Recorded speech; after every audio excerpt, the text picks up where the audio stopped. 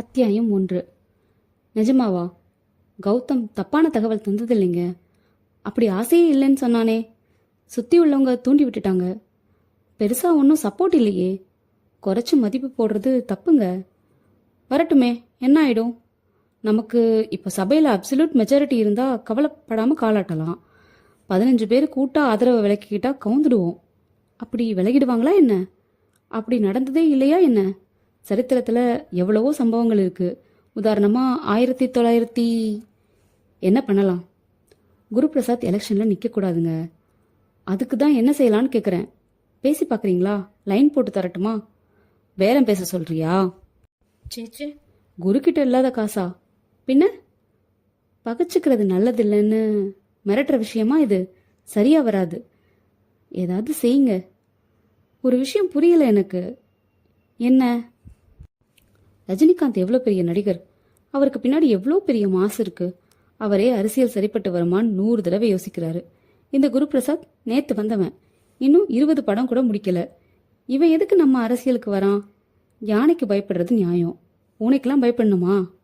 இடைத்தேர்தல் தானே, நின்றுட்டு போகட்டுமே. தொகுதிக்கு நிறைய செஞ்சிருக்கோம். லட்சம் ஓட்டு வித்தியாசத்தில் ஜெயிச்ச தொகுதி. ஒன்றும் ஆயிடாது. யங் மாஸ் குருபிரசாத்துக்கு இருக்குங்கிறத மறந்துடக்கூடாதுங்க. அதுவும் இல்லாமல் மக்கள் சைக்காலஜியும் பார்க்கணும். இந்த தொகுதியில் ஆளுங்கட்சி தோத்தாலும் ஆட்சி கவிழாதுன்னு தெரியும். ஒரு மாற்றத்துக்கு குருபிரசாத்துக்கு போடுவோமேன்னு குத்திடுவாங்க.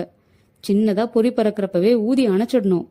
பெரிய நெருப்பாக வளர விட்டுட்டா ஃபயர் என்ஜின் வந்து தான் போராடுற நிலைமை வந்துடும். சின்ன பையன், இப்போ தான் வளர்ந்துட்டு இருக்கிற ஒரு பையன், அவனை போய் ஒரு பொருட்டாக நினச்சி. ஆனாலும் நீங்கள் சொல்கிறத யோசிக்க தான் வேண்டியிருக்கு. தலைவர்கிட்ட பேசிடட்டுமா? இதெல்லாம் தலைவர் காதுக்கு கொண்டு போகாமல் செய்யணுங்க. செஞ்சு முடிச்சுட்டு அப்புறம் சொன்னால் திட்டவா போகிறாரு? நான் ஒரு திட்டம் வச்சுருக்கேன், கொஞ்சம் செலவாகும். அனுமதி கொடுத்தா நானே இதை பார்த்துக்கிறேன். என்ன திட்டம் அது? அத்தியாயம் 2. அந்த நட்சத்திர ஹோட்டலின் டீலக்ஸ் அறையில் போர்வைக்குள் படுத்திருந்தான் ராவ். அதே போர்வைக்குள் இருந்த அவள், விடிஞ்சிச்சு டார்லிங், குட் மார்னிங் என்றாள். கண்களை சுழற்றி தன் உடையை தேடினாள். தொந்தரவு பண்ணாத, ஐ எம் டயர்ட். 1 மணி நேரம் கழிச்சு எழுப்பு. நான் போகணும்ப்பா. என்ன அவசரம்? ஃப்ளைட்டை பிடிக்க போறியா? யா, 9 மணிக்கு பெங்களூர் ஃப்ளைட். என்ன அங்கே ஏதாச்சும் உங்கள் மாநாடா? இதை சிறு தொழிலில் அங்கீகரித்து பேங்க் லோன் எல்லாம் தரணும்னு கோரிக்கை வைக்க போறீங்களா? ஏய் நாட்டி. அவன் தலையை தடவி விட்டு போர்வையிலிருந்து வெளிப்பட்டு தன் உடைகளை பொறுக்கிக் கொண்டு குளியல் அறைக்குள் நடந்தாள். பேச்சு கொடுத்து தூக்கத்தை களைச்சிட்ட. சாய்ந்து அமர்ந்து சிகரெட் பற்ற வைத்து கொண்டு, நானும் வரட்டுமா என்றான். பெங்களூருக்கா என்றால் பாதி கதவு பின்புறம் இருந்து. பாத்ரூமுக்கு, கூட்டணி குளியல். நோ, நான் ஃப்ளைட் மிஸ் பண்ணிடுவேன். கதவை சத்தமின்றி மூடினாள். ராவ் அவள் கைப்பைக்கு வெளியே சிதறியிருந்த மேக்கப் சாதனங்களில் லிப்ஸ்டிக்கை எடுத்து திருக்கியபடி யோசனையில் ஆழ்ந்தான். குட்டை ஈரமுடிகளை துவட்டியபடி வந்து கண்ணாடி முன் அமர்ந்தாள். கையடக்க ட்ரையர் எடுத்து பிளக்கில் செருகி கூந்தலுக்குள் உஷ்ணக்காற்று அனுப்பியபடி, ராவ் ஒரு செல்போன் வாங்கி கூட என்றாள். பில்லு யார் கட்டுறது? அதுக்கு ஒரு ஸ்பான்சர் பிடிச்சிக்க மாட்டேனா?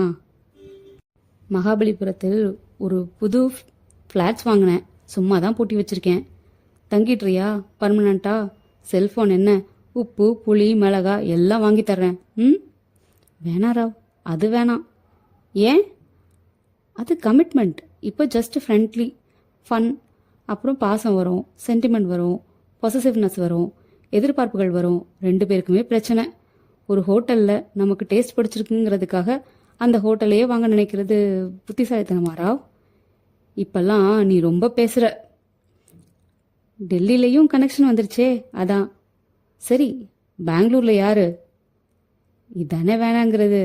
பெங்களூர் போறேன்னா அவன் நேற்று யாரோட இருந்தேன்னு கேட்பான். நான் என்ன சொல்வேன் தெரியுமா? என்ன சொல்வ? இதானே வேணாங்கிறது அப்படின்னு சொல்வேன். லிப்ஸ்டிக்கு கொடு, நான் போட்டு விடுறேன். அவன் அருகில் வந்து காட்டினாள். என்னமோ தெரியல தாரா, இப்பெல்லாம் உன்னை கட்டிலுக்கு அப்புறமும் பிடிக்குது. ஐ லவ் யூன்னு சொல்லிடாத, எனக்கு சிரிப்பு வரும். போன மாதம் ஒரு ஜோக், கோயம்புத்தூரில் ஒரு திருப்பூர் பார்ட்டி, செம மப்பு. நீ தேவதை ஊன்னு டைலாக்கு. பிளாங்க் செக் கொடுத்தாரு, எவ்வளோ வேணாலும் நிரப்பிக்கோன்னு சொன்னார். நியாயம்னு ஒன்று இருக்கே. நான் ஜஸ்ட் 10,000 நிரப்பி பேங்க்கில் போட்டேன். பவுன்ஸ் ஆகிடுச்சு. சினிமாவில் தான் இது நடக்கும். எனக்கு முதல் அனுபவம். காம்ப்ளிமெண்ட்டா ஒரு டஜன் இன்னர் வேர்ஸ் கொடுத்தார், அதான் மிச்சம். அட்ரஸ் தெரியல, இல்லைன்னா அவர் ஒய்ஃப்க்கு கொரியரில் அனுப்பி வச்சிருப்பேன். நான் கூட உனக்கு இப்போ செக்கா தரலான்னு தான் நினச்சேன். வேணாம், கேஷாகவே கொடுத்துட்றேன். சேச்சே, நீ எத்தனை வருஷ கஸ்டமரு? பரவாயில்ல, செக்கே கொடு. நீ இன்னும் அந்த கிரெடிட் கார்டு மிஷின் வாங்கலையா? கிண்டலா என்று தன்மேல் பீச்சிக் கொண்டிருந்த சென்ட்டை அவன் முகத்தில் திசை திருப்பினாள். தன் பொருட்களை கைப்பைக்குள் சேகரிக்க தொடங்கினாள். அட்வான்ஸ் புக்கிங் பண்ணணுமா தாரா? வர சனிக்கிழமை ஃப்ரீயா? அவள் யோசித்து பார்த்துவிட்டு, நோ ப்ராப்ளம். எங்கே? இதே ஹோட்டல், இதே ரூம். நேத்து நீ வந்த அதே நேரம், நேத்து நீ தந்த அதே அனுபவம், ரைட் என்று தன்னை நோக்கி இழுத்து தலையால் செல்லமாக முட்டினான். செல் ஒலிக்க செக் எழுதியபடி எடுத்து ஹலோ என்றான். ராவ், கிரண் பேசுறேன். நேத்து நைட்டு செல்லை ஆஃப் பண்ணி வச்சிருந்தியா? ஆமா, கொஞ்சம் பிஸியா பேட்டரி சார்ஜ் பண்ணிட்டு இருந்தேன். முட்டாள், அவசரமா மீட் பண்ணணும். பல்லு தேய்ச்சிட்டியா? அது பரவாயில்ல, குளிக்கணும். தாரா தன் கைப்பையில் இருந்து ஃப்ளைட் டிக்கெட் எடுத்து காட்டி தன் வாட்சை காட்டி நான் போக வேண்டும் ப்ளீஸ் என்று அபிநயிக்க, ஒரு நிமிஷம் கிரண் என்று பொத்தி செக்கில் கையெழுத்திட்டு கிழித்து கொடுத்தான். பெற்றுக்கொண்டு அவன் கன்னத்தில் முத்தம் கொடுத்து, மீண்டும் அடுத்த வாரம் இதே நாள் இதே கட்டிலில் சந்திக்கும் வரை வணக்கம் கூறி விடைபெறுவது தாரா, பை பை என்று காதலியில் சொல்லி டக் டக் என்று நடந்து சென்றாள் தாரா. சொல்லு கிரண், எங்க வரணும், எப்ப வரணும்? முத்தம் கொடுத்தது யாரு? உனக்கு தான் பிடிக்காதே, பேர் தெரிஞ்சு என்ன பண்ண போற? பிடிக்காதுன்னு இல்ல, கரை கண்டாச்சு, நீயும் விட்டுடு, நல்லதில்ல. எனக்கு நாலா பக்கமும் கடல் தான் தெரியுது. கரை கண்டதும் நானும் நிறுத்திடுறேனே, அவசரம்னு சொன்னேன். இப்போ இந்த அட்வைஸ் பண்ணி டயத்தை வேஸ்ட் பண்ணணுமா? ஓகே, இன்னும் 1 மணி நேரத்துல நீ அலெக்ஸ் வீட்டில் இருக்க. வர்றப்போ வறுத்த முந்திரி வாங்கிட்டு வரட்டுமா? பார்ட்டி இல்லடா, பிசினஸ். 4 நாள்ல 20 லட்சம் சம்பாதிக்கிற பிசினஸ் என்றாள் எதிர்முனையில் கிரண். அத்தியாயம் 3. மேக்கப் நாற்காலியில் சரிந்து முகத்தை பான்கேக் தடவலுக்கு ஒப்படைத்துவிட்டு கண்களை மூடியிருந்தான் குருபிரசாத். காஸ்டியூம் உதவி சிம்கி வைத்து தைத்த ராஜாவுக்கான உடை ஹேங்கர்களை கொண்டு வந்து மாட்டினான். Mineral water, cooling glass, wet cloth, cigarette, lighter, பாக்கு, ரெஃப்ரெஷ்னர், பேட்டரி ஃபேன், புத்தகம், பேனா என்று பலசரக்குகளை 2 லெதர் பேக்குகளில் இடம் வள தோள்களில் சுமக்க கூப்பிடும் தூரத்தில் நின்றான் நேரடி உதவி மணி. மணியில் ம என்பதற்கு சார் என்று குருபிரசாத் முன்பு ஆஜராகி விடுவான். 2 விரல் காட்டினால் சிகரெட், கட்டை விரல் காட்டினால் வாட்டர் பாட்டில் என்று பளிச்சென்று கிரகித்து பவ்யமாய் பிரசாதமாகத்தான் நீட்டுவான். சிகரெட் சாம்பலை ஆஸ்ட்ரே திறந்து வாங்கிக் கொள்வான். சாப்பிடும்போது மீன் முள் எடுத்தால் முகம் சுளிக்காமல் வாங்கிக் கொள்வான். நகம் வெட்டுவான், சொடக்கு எடுப்பான், தைலம் தடவி முதுகுப்புறம் பிடித்து விடுவான். சார். 2 விரல்கள். சிகரெட் உருவி கொடுத்து லைட்டர் கிளிக் பற்ற வைத்து மரியாதை தூரம் விலகி நின்றான். பார்த்திபனை கூப்பிடு. தோ சார். மேக்கப் அறைக்கு வெளியே ஒரு வணக்கம் வைப்பதற்காக 30 பேர் காத்திருந்தார்கள். டான்ஸ் செட்டில் ஜொலிக்கும் உடைகளுடன் கதாநாயகின் 2 பக்கத்திலும் ஆடப்போகிற பெண்கள். டான்ஸ் உதவியின் 1-2-1-2விற்கு ஸ்டெப் ஒத்திகைத்து கொண்டிருந்திருக்க, இளவரசி உடையில் நாயகி ஏர்கூலர் முன்பாக பிளாஸ்டிக் நாற்காலியில் வந்து தினம் 4 சப்ஜெக்ட் கேட்குறேன். எனக்கு இதை பிடிச்சிருந்து ஆக்டிங் ஸ்கோப்பும் இருந்ததுனால ஒத்துக்கிறேன். அதனால குறைவான படங்கள்லாம் நடிக்கிறேன் என்று சொல்ல, சும்மாச்சுக்கும் டைரியில் அதையெல்லாம் எழுதி கொள்வது போல பாவ்லா செய்த நிருபர் வரிசையா 3 படம் ஊத்திக்கிட்டது ராசி இல்லாத நடிகைன்னு ஒதுக்கி வச்சிடுறது. தெரியும் கண்ணு என்று நினைத்து கொண்டு, திடீர் கவர்ச்சி காட்ட தயார்னு சொல்லியிருக்கீங்களே, ஏன் என்றார். மணி அங்கே இங்கே ஓட்டமாய் ஓடி கார்களுக்கு பின்னால் புரொடக்ஷன் மேனேஜருடன் பேசிக்கொண்டிருந்த குருபிரசாத்தின் காரியதரிசி பார்த்திபனை பார்த்துவிட்டு, அண்ணே சார் உங்களை அர்ஜென்ட்டா கூப்பிடுறாரு என்றதும் அப்போதுதான் பற்ற வைத்த சிகரெட்டை மேனேஜரிடம் திணித்துவிட்டு மூச்சிரைத்து, என்ன சார் என்றான் பார்த்திபன். எத்தனை மணி வரைக்கும் ஷூட்டிங் போட்டிருக்காங்க? அதான் பேசிட்டு இருந்தேன். செட்டு பிரிச்சாகணும். ஒரு தெலுங்கு படத்துக்கு போன மாசமே இந்த ஃப்ளோரை கமிட் பண்ணிட்டாங்களாம். நீங்க சரின்னு சொன்னா நைட்டும் கண்டினியூ பண்ணி நாளைக்கூட இந்த சாங்கை முடிச்சிடுறாங்களாம். அப்படிதான் சொல்லுவாங்க. 3 நாள் பண்ணிடுவாங்க. முதல்ல இந்த செட்ல ஒரே ஒரு பல்லவி மட்டும்தான் சொன்னாங்க. இப்போ ஃபுல் சாங்கும் இங்கேயே முடிக்கிறேன்றாங்க. கேட்டேன் சார். 2 ஏரியா தான் இது வரைக்கும் கன்ஃபார்ம் ஆயிருக்கான். கொஞ்சம் டைட்டா இருக்கிறதால இதுலயே பாட்டை முடிச்சு சொல்லி சொன்னது ப்ரொடியூசர் தானாம். ராஜாராணி கெட்டப்ல முழு பாட்டு. இப்ப எவனாச்சும் பாப்பானா ஐயா? அதுவும் ஒரே காஸ்டியூம்ல. டைரக்டர் எங்க? கூப்பிடு. தலையில் பொருத்தப்பட்ட விக்கை சரி பார்த்தான் குருபிரசாத். குட் மார்னிங் சார் என்று ஒல்லியாக தலை கலைந்து தாடி வைத்து வந்து நின்றான் டைரக்டர். என்ன சுதாகர், இவ்வளோ சொதப்பல். கம்பெனின்னு 1 கோடி காமிச்சிருந்தா வேற பேனர் சொல்லியிருப்பேன். ஒரே ஒரு கட் சார்னு சொன்னதுனால தான் இந்த கெட்டப்புக்கே முதல்ல சம்மதிச்சேன். முழு பாட்டுனா கேனத்தனமா இருக்கு. ரொம்ப ஒஸ்ட்டு. ட்ரெண்டு புரியலையா? எனக்கு புரியுது சார். நீங்கள் தானே டைரக்டர், நீங்கள் தான் சொல்லணும். இந்த செட்டில் ஒரே ஒரு கட் மட்டும்தான் ஷார்ட் பண்ணுவேன்னு பிடிவாதம் பிடிக்கணும். எப்படி சார், முதல் படம், சில விஷயங்களை நான் காம்ப்ரமைஸ் செய்யணும். எல்லாத்துக்குமே சரி சரின்னு தலையாட்டினா உங்கள் பிரேக் போயிடும். படத்தை வித்துட்டு ஓடினா என்ன, ஓடலைன்னா என்னன்னு அடுத்த ப்ரொடக்ஷனுக்கு போயிடுவாங்க. நான் பேசி பார்த்துட்டேன். முதல்ல இந்த சாங்கே வேணாம், தூக்கி வச்சிடலான்னு சொன்னேன் சார். கேசட்லேயே ரொம்ப ஹிட் ஆனது இந்த பாட்டு தான் சுதாகர். இப்போ எல்லா டீ கார்ட்லையும் இதை தான் கேட்குறேன். இதை எப்படி கட் பண்ணுறது? ஒருவேளை நீங்கள் ஃபைனான்ஸில் ஹெல்ப் பண்ணுறேன்னு சொன்னால்.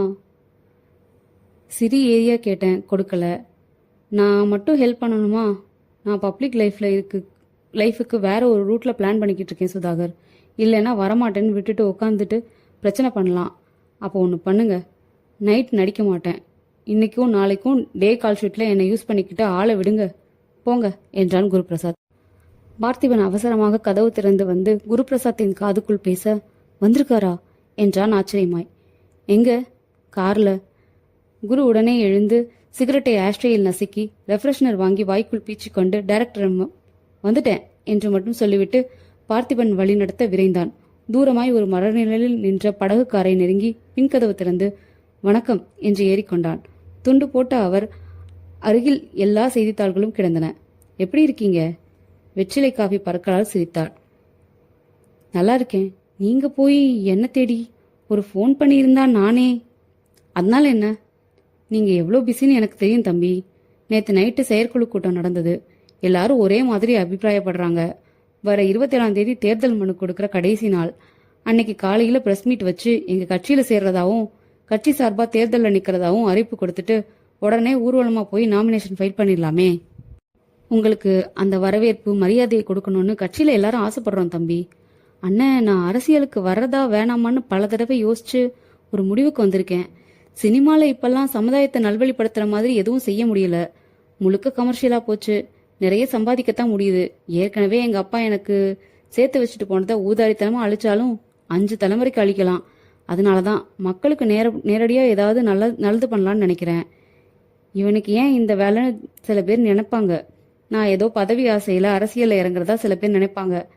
ஆதரவு இருக்கிற அதே சமயம் எதிர்ப்பும் இருக்கும். அதனாலதான் ஆர்ப்பாட்டம் இல்லாம அமைதியா செயல்படலான்னு நினைக்கிறேன். உங்க நோக்கம் தூய்மையா இருக்கிறதால தானே நானே உங்களை எங்க வேட்பாளராக நிறுத்தலான்னு நேரா வந்திருக்கேன். சில இடத்துல அடக்கமா செயல்படணும், சில இடத்துல பகட்டும் பந்தாவமா காட்டணும். தொண்டர்கள் உற்சாகப்படணும் தம்பி. அதுக்கு கொஞ்சம் விட்டு கொடுங்க. நீங்க அனுபவஸ்தர் சொல்றீங்க, மறுபடி மறுக்கிறேன்னு தப்பா நினைக்காதீங்க. உங்களுக்கு சென்டிமெண்ட் நம்பிக்கை உண்டா? நிறைய என்னோட எல்லா காருக்கும் கூட்டினா 5 வர மாதிரி தான் நம்பர் வாங்குவேன். அந்த மாதிரி என்னோட ராசி நம்பர் 9. 27ஆம் தேதியில 2ம் 7ம் கூட்டினா 9 வரும் பாருங்க. என்னோட எல்லா படமுமே 9, 18, 27 இந்த தேதிகளில் தான் ரிலீஸ் செய்ய சொல்லுவேன். அரசியலில் இறங்குறது என் வாழ்க்கையில் முக்கியமான டேர்னிங் பாயிண்ட். அதனால தான் வேட்புமனுவுக்கு அது கடைசி நாளாக இருந்தாலும் 27 செலக்ட் செஞ்சேன். அப்படின்னா மறுபேச்சே இல்லை. மனசுக்கு பிடிக்காம எதுவும் செய்யக்கூடாது. கண்டிப்பாக நீங்கள் ஜெயிக்கிறீங்க. சென்னையே பிரமிக்கிற மாதிரி வெற்றி விழாவை நடத்திட்டா போச்சு. வருத்தம் எதுவும் இல்லையே? ஒத்துக்கிற மாதிரி கரெக்டான காரணம் சொல்லிட்டீங்களே. அப்போ நீங்கள் ஷூட்டிங் வேலையை பாருங்க. தொந்தரவு பண்ணிட்டேன். பெரிய வார்த்தை என்ன? நீங்கள் தேடி வந்ததே குறுன்னு இருக்கு. கட்சிக்கு ஒரு சிங்கம் கிடைச்சிருக்கப்போ இதெல்லாம் என்ன பெரிய விஷயம்? எம்எல்ஏ ஆனப்புறம் சினிமா கொஞ்சம் பாதிக்குமே. கமிட்மெண்ட்டை குறைச்சிக்குவேன். ஆனால் நிறுத்திடக்கூடாது. ஏன்னா இது ஒரு மகா மீடியா. நான் இன்னும் கொஞ்சம் சிவப்பா அழகா பிறந்திருந்தா உங்களுக்கு போட்டியாக இறங்கியிருப்பேன் தம்பி என்று அவன் தோளில் தட்டி சிரித்தார். குருபிரசாத்தும் அந்த ஹாஸ்யத்தில் பங்கு கொண்டு இறங்கிக் கொண்டதும் தூரத்திலிருந்து டிரைவர் குடுகுடுவென்று ஓடி வந்து கார் சென்றதும் மீண்டும் மேக்கப் அறைக்குள் பார்த்திபனின் காதுக்கு மட்டும் கேட்கும்படி பேசிக்கொண்டு நடக்க, நாயகியை பேட்டி எடுத்துக் கொண்டிருந்த நிருபர் வாசு இப்போது பொது தொலைபேசியிலிருந்து தன் விசுவாச பத்திரிகையின் உதவி ஆசிரியரிடம் சொல்லிக் கொண்டிருந்தான். ஸ்கூப் நியூஸ் முத்து, தலைவர் சாரங்கன் செட்டுக்கு வந்து குருபிரசாத்தோட காருக்குள்ளேயே உட்காந்து டிஸ்கஸ் பண்ணிட்டு போறார். அட சத்தியமாயா? அவர் கார் நம்பர் எனக்கு தெரியாதா? கூலிங்ல சேர்த்து விட்டு இருந்தாலும் பார்த்துட்டேன். சந்தேகமே இல்லை. குரு பிரசாத் கண்டிப்பா தேர்தலில் நிற்கிறார். போல்டா எழுது. நான் இங்க செட்டில் இன்னும் இதை பத்தி ஏதாச்சும் ஸ்ட்ராங்கா நியூஸ் கிடைக்குதான்னு பாக்குறேன். அத்தியாயம் 4. என்ன விளையாடுறியா என்றான் அலெக்ஸ். நான் சொன்னது சீரியஸ் தான் என்றான் கிரண். ரிஸ்க் பெரிய ரிஸ்க் என்றான் ராவ். முதல்ல அதை கழட்டி தொலை என்று அலெக்ஸின் காதிலிருந்து வாக்மேனை பிடுங்கி போட்டான் கிரண். ராவ் அருகில் கிடந்த ஆங்கில சினிமா இதழை புரட்டி, அட இவளும் பிளாஸ்டிக் சர்ஜரி பண்ணிட்டு இருக்காளா என்றான். கிரண் அந்த புத்தகத்தை பறித்து மூளையில் வீசினான். ஏண்டா உங்களுக்கு இன்ட்ரெஸ்டே இல்லையா கத்தினான். கிரண், ஆத்திரப்படாத. குரு பிரசாத் ஒரு பாப்புலர் நடிகன். அவன் சரின்னு சொன்னா கியூல நின்று முத்தம் கொடுக்கறதுக்கு தமிழ்நாடு பூரா யங் கேர்ள்ஸ் லாரியில புறப்பட்டு வருவாங்க. காரை விட்டு கீழே காலெடுத்து வச்சாலே டிராஃபிக் ஜாம் ஆயிடும். அப்படிப்பட்டவனை கடத்துறதுன்னா சின்ன விஷயமா என்றான் அலெக்ஸ் நாற்காலியை திருப்பி போட்டு அமர்ந்து கொண்டு. அது சின்ன விஷயம் இல்லைங்கிறதுனாலதான் பெரிய தொகை, 20 லட்சம். கவர்ச்சியே இல்லையா? தொகை கவர்ச்சியா தான் இருக்கு. ஆனா ஏன் இப்படி தொடநடுங்க ஆரம்பிச்சிட்டீங்க 2 பேரும்? கச்சிதமா பிளான் போட்டா அமெரிக்கன் பிரசிடென்ட்டையே கடத்தலாம். குரு பிரசாத் ஒரு நடிகன், அரசியல் தலைவர் இல்ல. அவனுக்கு எந்த பாதுகாப்பும் கிடையாது. அவனோட பாப்புலாரிட்டி தான் அவனோட பாதுகாப்பு. சவாலை எடுத்துக்கிட்டு இறங்கலாம் அலெக்ஸ். நீ இந்த ப்ராஜெக்டை எடுத்துக்கிறதா அட்வான்ஸ் எதுவும் வாங்கி தொலைச்சிட்டியா கிரண்? நாளைக்கு காலையில உறுதியா சொல்லியாகணும். இது வேணாம் கிரண், அரசியல் சம்மந்தப்பட்டிருக்கு. அதனால என்ன, கேரண்டியா பணம் வந்துடும். எனக்கு அந்த பயம் இல்லை. பின்ன மூளை தேஞ்சிருச்சாரா? உசுப்பேத்தாத. அதிக டைம் இல்லைன்னு பார்த்தேன். ஏன் டைம் இல்லை? இன்னைக்கு என்ன தேதி? 18. குரு பிரசாத்தை நம்ம கடத்த வேண்டியது 23, இல்லைன்னா 24. அது நம்ம இஷ்டம். 27ஆம் தேதி வரைக்கும் அவனை ரகசியமா நம்ம கஸ்டடியில் வச்சுக்கணும். 28 ரிலீஸ் செய்யணும். நமக்கு நடுவில் 5 நாள் இருக்கு. சரி, விவரமா சொல்லு, அப்புறம் முடிவெடுக்கலாம். எதுக்காக இந்த கடத்தல்? பிளாக்மெயில் செஞ்சு பணம் வாங்குற பிளானா? அது இல்லை. பத்திரம் இதில் அது கையெழுத்தா? அதெல்லாம் இல்லப்பா. தென் சென்னை பாராளுமன்ற தொகுதியில் இருக்கிற சித்தாப்பூர் சட்டமன்ற தொகுதியில் அந்த எம்எல்ஏ செத்து போயிட்ட தடை இடைத்தேர்தல் அறிவிச்சிருக்காங்க. ஆமா தெரியும்.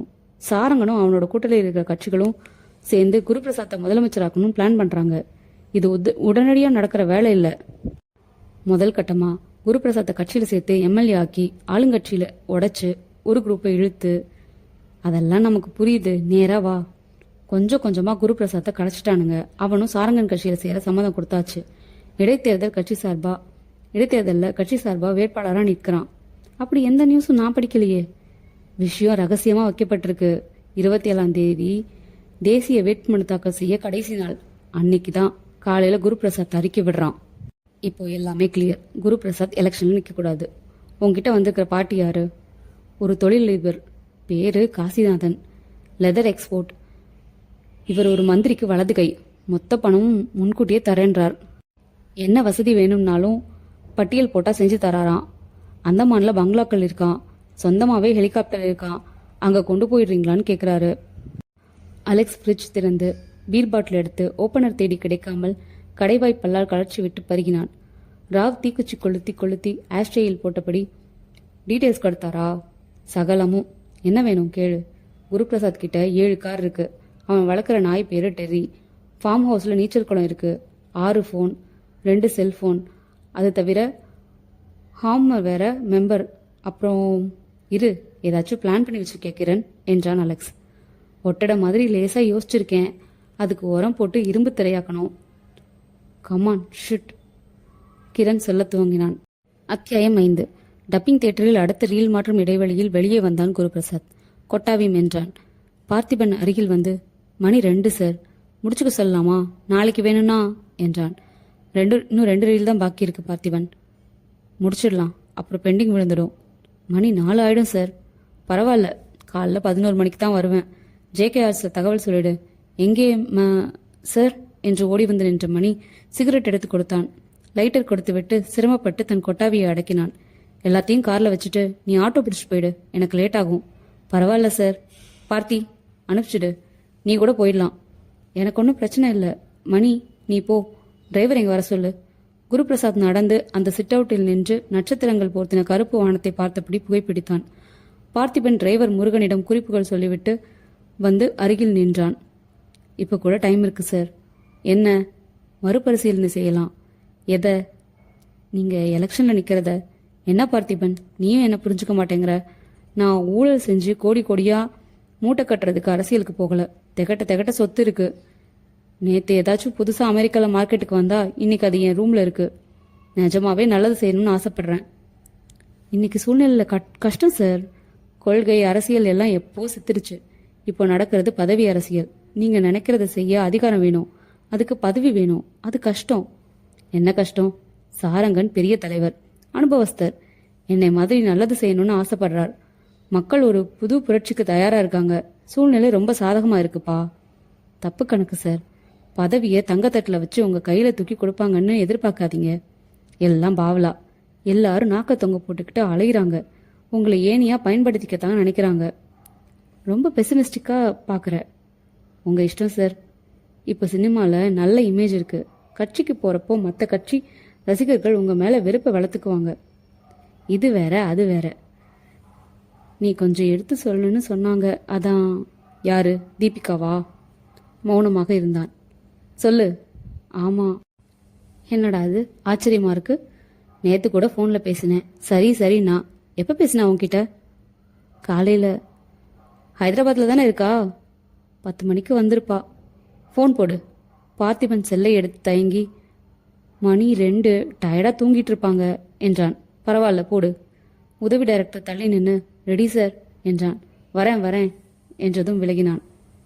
பார்த்திபன் நீட்டிய செல்போனை வாங்கி, என்ன தீபிகா, இன்னும் 2 நாள் ஷூட்டிங் இருக்குன்னு திடீர்னு வந்துட்ட, வந்த தகவல் சொல்றது இல்லையா என்றான் குருபிரசாத். ஃப்ளைட் லேட்டுங்க. 1 மணிக்கு தான் வீட்டுக்கு வந்து சேர்ந்தேன். காலையில பேசலான்னு இருந்தேன். ஏன் இப்படி கண் முழிச்சு ஸ்ட்ரெயின் பண்ணிக்கிறீங்க? இன்னும் 2 ரீல் தான். Are you alright Deepik? எனக்கு ஒன்றும் இல்லை. மழையில் செட்டு டேமேஜ் ஆயிடுச்சு, கேன்சல் பண்ணிட்டாங்க. காலையில் பார்த்திக்கிட்ட என்ன சொன்னேன்? தூக்கம் வருதாயா? நேரில் பேசுவோமே. எப்போ? நாளைக்கு காலையில் 9 to 11 ஒரு பாம்பே ஃபோட்டோகிராஃபரோட ஸ்டில் செலெக்ஷன். 12 மணிக்கு சாவி பத்திரிக்கை ஆஃபீஸ் போகிறேன். ஒரு நட்சத்திர விசிட் மாதிரி ப்ரோக்ராம். லஞ்ச் அங்கே தான். அப்புறம் வீட்டில் தான் இருப்பேன். கணேஷ்ராம் 4 CD கொடுத்துருக்கான். Oscar proposed film. நீங்கள் எப்படி? Any chance of joining me for dinner? என்ன இது இப்படி ஃபார்மலாக பேசுகிற? வரணும்னு உரிமையாக சொல்லுவேன் எப்போவும். இனிமே தான் உங்கள் நேரத்தை நான் முழுக்க சொந்தம் கொண்டாட முடியாதே. யாராச்சும் துண்டு போட்டவங்களோட உங்களுக்கு பொலிட்டிக்கல் டிஸ்கஷன் இருக்கும். என் மேலே கோபமாக இருக்கியா தீபிக்? கொஞ்சம் மௌனம் கழித்து ஆமாம் என்றாள். நாளைக்கு மத்தியானம் 3 மணிக்கு வரேன். அதுக்குள்ளே உன் ப்ரோக்ராம் எல்லாம் முடிச்சுட்டு வந்து வீட்டில் இரு. லஞ்ச் மனசு இருந்தால் ரெடி பண்ணி வை. என்னப்பா இது, நானே சமைக்கிறேன். முடிஞ்சால் லஞ்ச் ப்ரோக்ராம் மட்டும் அவாய்ட் பண்ணிடுறேன், சேர்ந்து சாப்பிட்லாம். அது எப்படி நிமிஷத்தில் கோபம் போயிடுது உனக்கு? கோபம் போயிடுச்சுன்னு யார் சொன்னது? அதுக்காக குருவை வெறுக்க முடியுமா? சாரி, தூக்கத்தை கெடுத்துட்டேன். இதுதான் formal. Good night. Good night. நகம் கடித்து துப்பிக் கொண்டிருந்த பார்த்திபன் விரலை துடைத்து கொண்டு ஃபோன் வாங்கி கொண்டான். சார், காலை நான் நேராக செட்டுக்கு வந்துடுறேன். ஒய்ஃபை ஸ்கேனிங் கூட்டிகிட்டு போகணும். No problem. எத்தனாவது மாதம்? 9 சார். இன்னும் 10 நாளில் டெலிவரி டேட். தலைப்பிரசவம். டென்ஷனாக இருக்குது சார். பயப்படாத, மலரில் தானே பார்க்குற. நான் மாலினிக்கிட்ட பேசுகிறேன். இப்போல்லாம் பிரசவம் ஒன்றுமே இல்லை. தீபிகாவுக்கு ரொம்ப ஆசை என்று பெருமூச்சு விட்டவன் 2 தடவை டெர்மினேட் பண்ணியாச்சு என்றான். மேரேஜ் அறிவிக்கலாம் சார். இது ரைட் டைம். 8 படம் கமிட் ஆயிருக்கா. ஹிந்தி என்ட்ரி வேற. எப்படியும் இன்னும் 2 வருஷம் ஆகும். குருபிரசாத் டப்பிங் தியேட்டருக்குள் நுழைந்து மைக் முன்னால் நின்று சவுண்ட் என்ஜினியருக்கு கண்ணாடி சதுரம் வழியாக சைகையால் ரெடி என்று சொல்லி ஹெட்போனை மாட்டிக்கொள்ள திரையில் குருபிரசாத் குதிரையில் வந்து இறங்கினான். அத்தியாயம் 6. தோட்ட வீட்டின் புல்வெளியில் ஊஞ்சலாடியபடி பிசினஸ் வீக் படித்துக் கொண்டிருந்த காசிநாதன் இடுப்புயர பிரவுன் நாய் குறைத்ததும் நிமிர்ந்து பார்த்தார். தூரத்தில் கேட் அருகே வாட்ச்மேன் பைக்கில் காலூன்றி நிற்கும் கிரணிடம் விசாரித்துக் கொண்டிருக்க, நீலகண்டா, நான் தான் வர சொன்னேன் குரல் கொடுத்தார். படபடவென்று வந்து நின்றது பைக். ஹெல்மெட் கழற்றி பைக் சீட்டில் வைத்துவிட்டு அவர் முன் வந்து நின்றான் கிரண். ஊஞ்சலின் ஆட்டத்தை நிறுத்தி உட்காரு என்றார். பிரம்பு நாற்காலியில் அமர்ந்தான். மூங்கில் டீப்பாய் மேல் மது வகைகள் இருந்தன. ஹாட்பேக்ஸ் பிளேட்ஸ் இருந்தன. அவற்றை நோக்கி கை நீட்டி ஹெல்ப் யுவர் செல்ஃப். கிரண் சூடான சுண்டலை கரண்டியில் எடுத்து உள்ளங்கையில் கொட்டிக்கொண்டு ரம் ஊற்றிக்கொண்டான். என்ன முடிவு செஞ்ச? செஞ்சிடலாம் சார். ரைட்டு. எப்போ செய்ய போற? 23 ராத்திரி. நான் என்ன செய்யணும்? 10 லட்சம் அட்வான்ஸ் தரணும். அப்புறம் வேற எதுவும் வேணாம், எல்லாம் நாங்கள் பார்த்துக்குறோம். எப்படி செய்ய போறீங்க? எங்ககிட்ட விட்டுடுங்க, கேள்வி வேணாம். எங்கே வைக்க போறீங்க? அது கூட எங்களுக்குள்ள மட்டும் இருக்கிறது நல்லது. முக்கியமாக சில நிபந்தனைகள் இருக்கு. என்ன? குருபிரசாத் மேலே ஒரு சின்ன கீறல் கூட விழக்கூடாது. அவனை நீங்கள் கேவலமாக நடத்தக்கூடாது. கௌரவமாக மரியாதையாக நடத்தணும். ஆட்டுக்கறி சாப்பிடணுன்னு ஆசை, ஆட்டை வெட்டக்கூடாதுன்னா எப்படி? கொஞ்சம் முரட்டுத்தனம் காட்டினாதான் பயந்துக்கிட்டு தப்பிக்க முயற்சி எதுவும் செய்யாமல் இருப்பான். கண்ணே மணியேன்னு கொஞ்சிட்டு இருந்தா காரியம் ஆகாது. 4 நாள் ஒரு விஐபியை தலைமறைவாக வைக்கிறது சின்ன விஷயம் இல்லை. எப்படியும் பரபரப்பாயிடும். நாங்கள் பார்த்துக்குறோம், விடுங்க. நான் எதுக்கு சொல்கிறேன்னா, குருபிரசாத் சாருக்கு எந்த பிரச்சனையும் ஆகாது. அது போதும். எப்போ ரிலீஸ் செய்யணும்? 28. ரைட்டு. உங்கள் மேலே போலீஸ் கேஸ் வராமல் நாங்கள் பார்த்துக்குறோம். எக்காரணம் கொண்டும் உங்கள் பேர் வெளியில் வராது. நீ ரொம்ப ஷார்ப். அனுபவம் சார். எக்ஸ்கியூஸ் மீ என்று சாய்ந்தமர்ந்து சிகரெட் பற்ற வைத்தான். 10 லட்சம் எப்படி வேணும்? கேஷா? 100 ரூபாய் நோட்டா கொடுங்க. நாளைக்கு காலையில் இதே இடத்துக்கு வா, 8 மணிக்கு. படகு கார் ஒன்று மிதந்து போர்ட்டிகோவில் நிற்க பின்சீட்டிலிருந்து ஒரு சுடிதார் பெண் வேகமாக இறங்கி உள்ளே செல்ல டிரைவர் வந்து மெதுவாக தலையாட்ட, இது உங்கள் ரெஸ்ட் ஹவுஸா சார்? அப்போ நான் புறப்படுறேன் என்று எழுந்தான் கிரண் புன்னகையுடன். அத்தியாயம் 7. அந்த 6 மாடிகள் கொண்ட அபார்ட்மெண்ட்ஸ் கட்டிடத்தின் நுழைவாசலில் வாட்ச்மேன் அந்த டெம்போ வேனை நிறுத்தினான். வேனில் பீரோ, ரெஃப்ரிஜிரேட்டர், டிவி ஸ்டாண்ட், மகா அட்டைப்பெட்டிகள் என்று கட்டப்பட்டிருக்க, 18ஆம் நம்பர் வீட்டுக்கு குடி வராங்களாம்ப்பா, எனக்கு அட்ரஸ் கொடுத்து அனுப்பிச்சு வச்சாங்க. பார்ட்டி பைக்கில் வருது, அப்படி ஓரமா நிறுத்து என்று விலகினான். நிமிடங்களில் பைக்கில் வந்து இறங்கினார்கள் ராவும் அலெக்ஸும். அலெக்ஸ் வலைக்குள்ளா, நெற்றியில் தொழுகைச் சுவடு சகிதம் முஸ்லிம் இளைஞராக மாறியிருந்தான். ராவ், என்ன பாண்டியன், சௌக்கியமா? நம்ம வீட்டை சாருக்கு வாடகை விட்டுருக்கேன். சலீம்னு பேரு, இறால் எக்ஸ்போர்ட் பண்றார் என்றதும் வாட்ச்மேன் பாண்டியன் விரிந்த புன்னகை சிந்தி வணக்கத்தை ஒற்றை கையால் சொன்னான். என்ன சார், நீங்க மட்டும் வந்திருக்கீங்க, ஃபேமிலி வரல? வருவாங்க, 2 நாள்ல வருவாங்க. இந்த சாமான் எல்லாம் லிஃப்ட்ல வச்சு எடுத்துட்டு போயிடலாம் இல்லையா? கொஞ்சம் ஒத்தாசை பண்ணுப்பா. தாராளமா, நீங்க போய் வீட்டில் இருங்க, நான் இறங்கி ஒன்று ஒன்றா அனுப்பிச்சு வைக்கிறேன். இருவரும் கட்டிடத்திற்குள் லிஃப்டை வரவழைத்து அதன் இரட்டை குலாப்சி பின் கதவுகளை திறந்து உள்ளே வந்து மூடி டைமண்ட்கள் வழியாக ஒவ்வொரு தளமாக பார்த்தபடி 4வது மாடிக்கு வந்தார்கள். 18ஆம் எண் பிளாட்டின் கதவை சாவி போட்டு திறந்து உள்ளே வந்தார்கள். அலெக்ஸ், இந்த ப்ராஜெக்ட் முடிகிற வரைக்கும் உன் பேர் சலீம், மறந்துடாத. வீட்டை சுற்றி பார்த்தபடி வெளியிலேருந்து பார்த்தா சின்னதாக தான் தெரியுது. நல்லா தாராளமாக இருக்கு. 3 பெட்ரூம்ஸ் எதுக்கு ராவ்? உனக்கு ஒரு பெட்ரூம் போதாதா என்று கண்ணடித்தான். சமயத்தில் கார் பின்சீட் கூட போதும். இது நான் வந்து தங்குறதுக்காக வாங்கல, ஒரு இன்வெஸ்ட்மெண்ட்டாக வாங்கினேன் அலெக்ஸ். சலீம், ஃபோன் கூட இருக்கே. ஃபோனு, ஏசி, ஃபர்னிச்சர்ஸ் உள்படத்தான் வாங்கினேன். பத்திரம் உன் பேரில் இருக்கா? இல்லை, பவர் ஆஃப் அட்டானி போட்டு வாங்கியிருக்கேன். திடீர்னு விற்க வேண்டி வந்தால் வித்துடலாம். பீரோவை தூக்கி வந்தவர்கள், இதை எங்கே சார் வைக்கணும் என்றார்கள். அலெக்ஸும் ஒரு அறைக்குள் இடம் காட்டினான். எதிர் ஃப்ளாட்டிலிருந்து ஒரு தாத்தா ஆர்வமாக பார்த்து கொண்டிருக்க அலெக்ஸ் அவரிடம் வந்து, வணக்கம், என் பேர் சலீம், நான் இங்கே குடி வந்திருக்கேன் சார் என்று கை கூப்பினான். ரொம்ப சந்தோஷம், என் பேர் வெங்கடகிரி, ரிட்டையர் ஸ்டேஷன் மாஸ்டர். கடைசியாக முத்துப்பேட்டையில் வேலை பார்த்தேன். இது என் பையன் வீடு. அவன் இந்தியன் எக்ஸ்பிரஸில் வேலை பார்க்குறான். எனக்கு ஒரே பையன், ஒய்ஃப் இல்லை, சுமங்கலியாக போய் சேர்ந்துட்டா. எனக்கு நேட்டிவ் கருத்தட்டாக்குடி. கொஞ்சம் லேண்ட் இருந்துச்சு. ரிட்டையர்மெண்ட்க்கு அப்புறம் கிராமத்தில் விவசாயம் பார்த்துட்டு இருக்கலாம் தான் நினச்சேன். பையன் விடலை. அதெல்லாம் கூடாதுன்னு கூட்டிகிட்டு வந்துட்டான். லேண்ட்ஸ் வித்தாச்சு. மருமக பொண்ணு வேலைக்கு போயிடுறா. DTP office operator. ஒரு பேத்தி இருக்கு. இங்கே இல்லாத எஜுகேஷனா ஊட்டியில் படிக்க வைக்கிறாங்க. பாசம் எல்லா லெட்டர்லையும் ஃபோன்லையுமே முடிஞ்சிருது. ஏன் பேச்சு கொடுத்தோன்னு அலெக்ஸ் தவித்து போக, சார் இதை எங்கே வைக்கிறது என்று அவனை அழைத்ததும், அப்புறமா ஃப்ரீயாக பேசலாம் சார் என்று நழுவினான். உங்களுக்கு என்ன உதவினாலும் என்னையே கேளுங்கோ. பேப்பரில் நியூஸ் படிச்சுட்டு வீட்டில் சும்மா தான் உட்காந்துருப்பேன். காலையில் பால் காய்கறி வாங்கிட்டு வந்துட்டா அப்புறம் ஒரு வேலையும் இல்லை. டோர்பெல் அடித்து சோப்பு வேணுமா, கிளீனிங் ஆயில் வேணுமான்னு வரவங்களுக்கு பதில் சொல்லணும். ஃபோன் அடித்தா அட்டன் பண்ணி எழுதி வைக்கணும்.